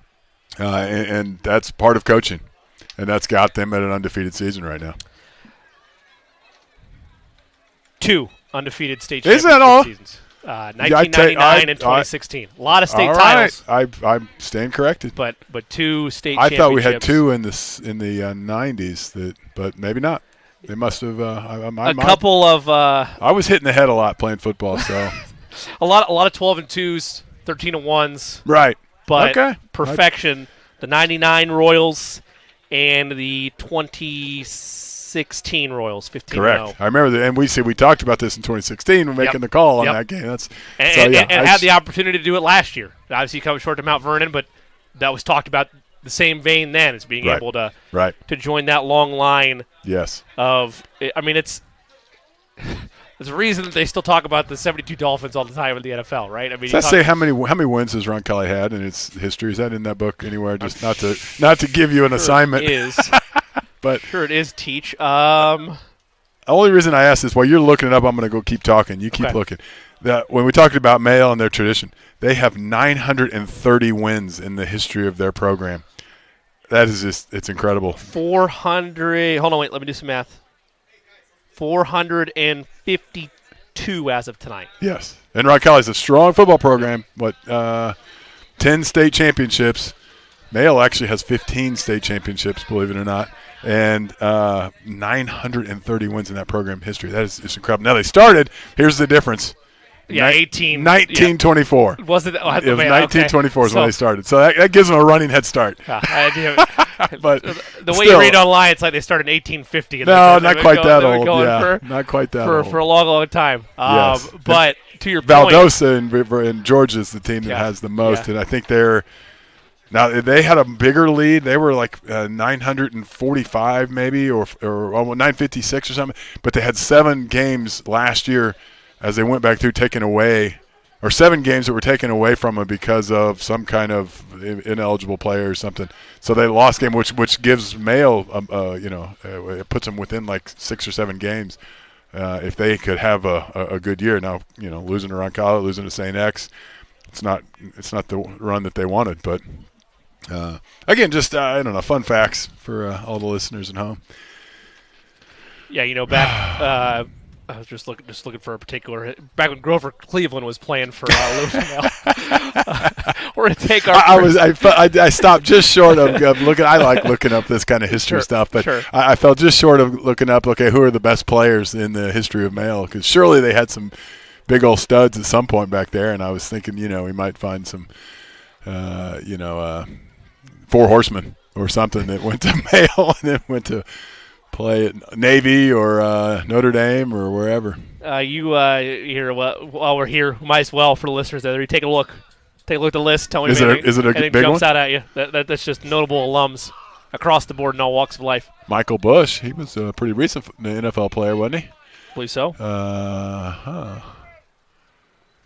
It's a long list. I can't say any of them jump out at me really, but. Yep. A lot of them make it to the professional leagues. Yep.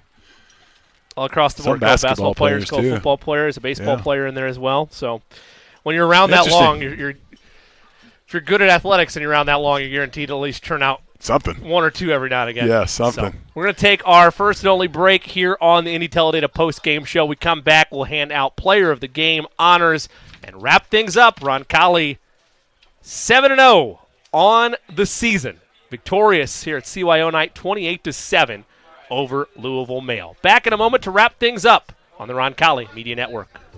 Never lose your drive to deliver. Today's logistics marketplace is an ever-changing landscape where you can make your mark through dedication and passion. At Spot, these characteristics, along with drive and teamwork, form the basis for a rewarding, fast-paced career. Take it from our Roncalli co-founder and our dynamic group of Royals alumni. They've never lost the entrepreneurial spirit that provides the foundation for our continued success. There's never been a time like this, and there has never been a partner like Spot. We're relentless, we are experts, we are accomplished, and like you, we will never lose our drive to deliver. Come find your spot at spotinc.com/careers. Go Royals! A proud supporter of Roncalli High School, Indy Teledata provides IT solutions for businesses and organizations in central Indiana. For over 10 years, Steve Battiato and his team of professionals have provided comprehensive computing support, business telephone solutions, network infrastructure, and productivity suite integration. For a free evaluation of your technology needs, give Steve and his team a call at 317-231-5547 or visit us at indyteledata.com. Sports fans, it's Mark Maloney with JC Bank. Whether tailgating or listening to the game at home, JC Bank invites you to BYOB. Be your own branch. Got a laptop with Wi-Fi or a smartphone? Well, BYOB 24/7 with JC Bank's online and mobile banking options. Hey, you can even apply for a mortgage online with JC Bank. And remember, we're happy to serve you at one of our local JC Bank offices too. And we'll be opening soon in Greenwood. Get in the game at jcbank.com/BYOB. Equal housing lender, member FDIC. Hey, maybe the summer blew by and your child hasn't been to his or her back-to-school eye exam. Let the experts take a look and schedule an appointment today with Vision Quest Eye Care.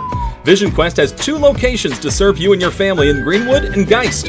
Visit VisionQuestEyeCare.com and schedule today. That's VisionQuestEyeCare.com. Marian University wants to know, what are you made of? At Marian University, our students are made of character and faith. Our students are service-minded and want to make a difference in the world. Our students possess the skills and intellect required of leaders. Come to Marian University, Indy's premier Catholic university, and let us help you find out what you're made of. You can apply for free today at marian.edu.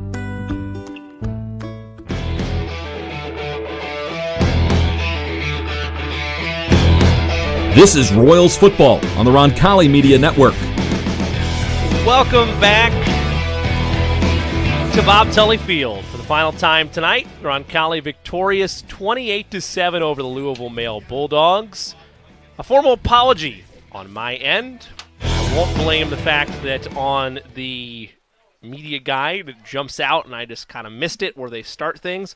Apologies to the 1993 class, 3 undefeated state champions, 1993 Roncalli Royals, victorious over Northwood in 1993. To make you all feel old, 1993 class, I was still 2 years away from being born, so that is my apology. I was not, so. But all jokes aside, apologies to the 1993 class for me missing that. 3 schools, 3 teams undefeated state champions. And I want to give you Kathy Schreiber and Scott Schreiber are heading down to Florida, so I'm assuming they're checking on a condo, but to make sure everything's okay down there. But he was the one that called and pointed that out. So I don't know if Kathy might have graduated from around that time. That's why she probably she might have been the one pointing it out. Hey, don't forget that year. I don't want to forget any Royals and giving them a tip of the cap. So thank you for that. My apologies. So 3 teams in the program, undefeated seasons, capturing a state championship. Also shout out to Brian Morris. He says, BMO and Jen, Roncalli class of 89 and Cecina class of 90, here on the great south side at Gallagher's. Enjoy the Roncalli game. Go Royals. Go Royals indeed. 7-0 on the season. No doubt. Player of the Game award, I think this time we've hesitated a couple of times. We didn't even talk about it. We did not. But it's obvious. It's Luke Hansen. It has to be. Yes, that's I'm just looking at stats here. He ended up 37 rushes for 316 yards, a long of 73, which is his longest of the year. Yep. 4 touchdowns. And he made me eat my words because, again, I mentioned that I was telling my coworker that this could be a game that Hanson will struggle to get to 180 maybe because of, the type of program they were getting ready to play. The dude's just unstoppable. And again, I wish you were an odds maker. I would have liked to have jumped on the over under 180 yards. It would have been easy. Would have been easy. So now, and as I like to do when we brag about Luke Hanson and the stud that he is, we got to look at Luke Scartweet. We got to look at Brady New. We got to look at Jackson McNeely. We got to look at Trevor Lauk. We got to look at Luke Billerman. Ian Crow gets in there. Luke Swartz. Little offense and defense. A little offense and defense. Got the interception today for the big man, but yeah, he comes in the jumbo package. Charlie Elsner is in there blocking it from that tight end position. It's a lot of people blocking to get that offensive guy running, but once you get him past the initial surge, Luke Hanson just takes over. I mean, he is just so fast, so strong, such great vision. He hands down, and I was a little bit disappointed. If we're going to look at any disappointment, I was kind of all excited that Eric Moyers had 7 passes and 60 yards after the first half, thinking, and again, project that forward, he's going to set his record for the season. Right.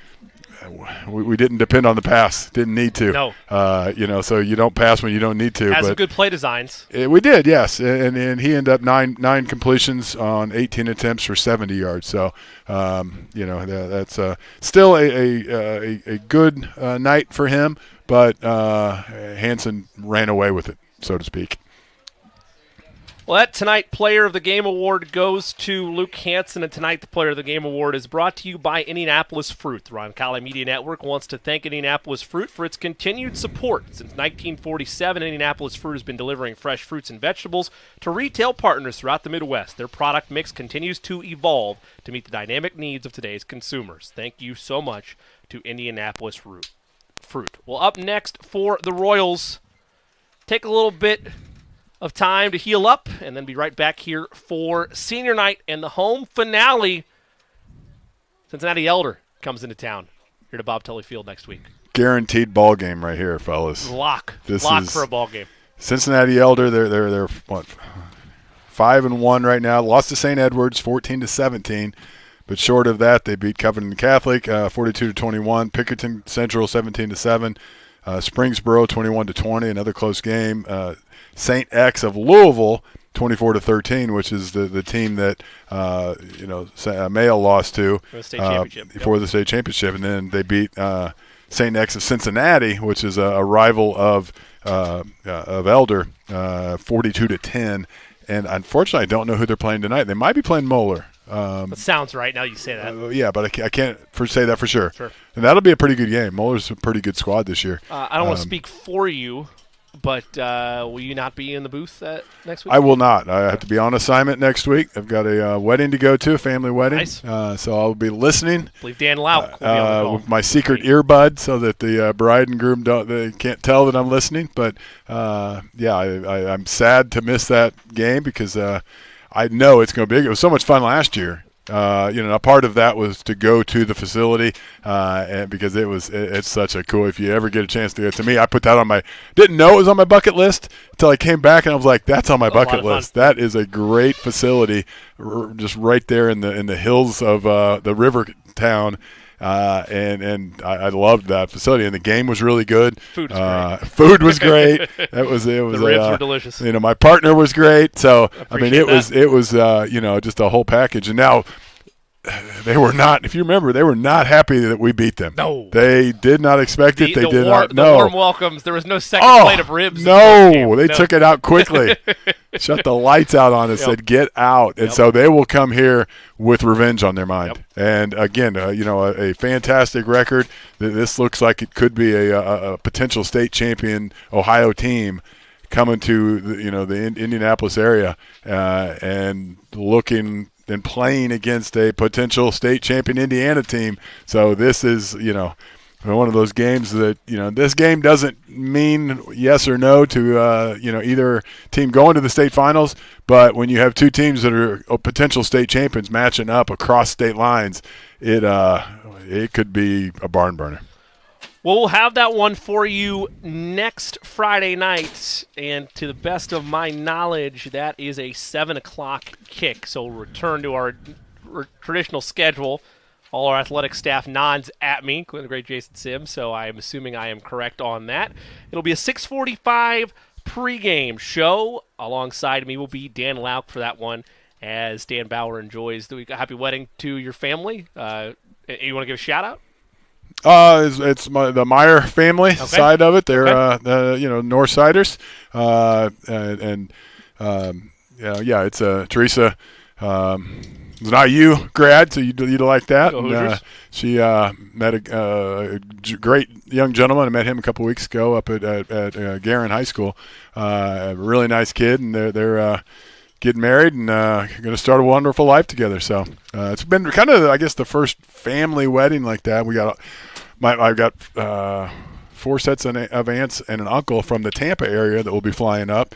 Everything's fine down there. That's good. But I hope they can get out and can come up. I've got an aunt and a cousin that work for the power team down there. So the electric company down there that I assume they'll be able to get away still, or they might be stuck down there fixing everybody's houses. That's more important than coming up here for a wedding. Yep. So, but yeah, I'm excited to get to see the aunts and stuff, as they were all worried about, obviously, the hurricane coming through. Yeah, we didn't mention this, but our prayers, of course, to all those affected by Hurricane Ian down there in the Fort Myers, Naples area. We know we have a lot of Royals faithful that have houses down in the Florida area, so if you were affected by it, prayers your way. Hope everybody's all right, and we thank you for joining us tonight. And as you join us each and every week here on the Roncalli Media Network, we give a tip of the cap to you. Thanks so much for joining us. Again, Dan will be out next week. Dan Lauk will be alongside me as Roncalli battles Cincinnati Eldern, which should be a high-flying affair. Not going to miss that. 7 o'clock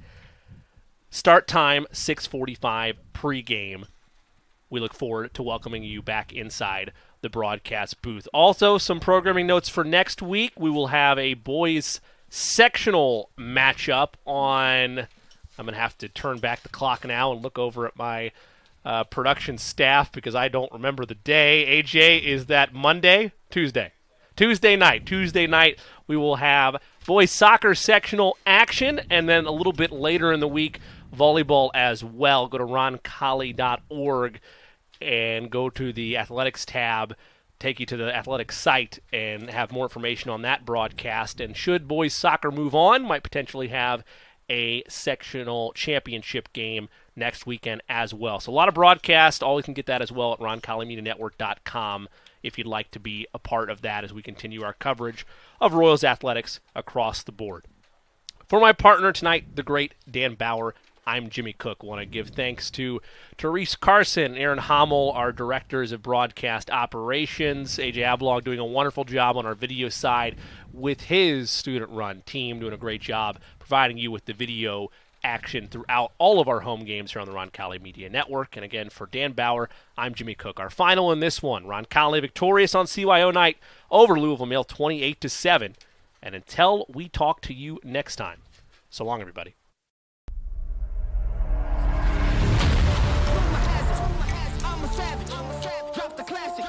Thinking back,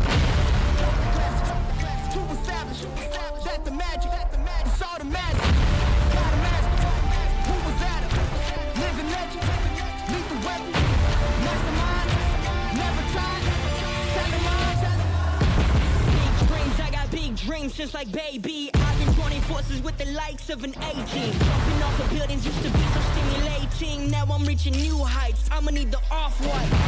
Play with the fire, you get burned. All of my struggles became lessons well learned. I got desires that keep me grounded, that's for sure. Cause one day we gon' make it on this earth. Where's your worth? I'm thinking you're talking, you got the wrong one. I'm taking your king and I leave him broke.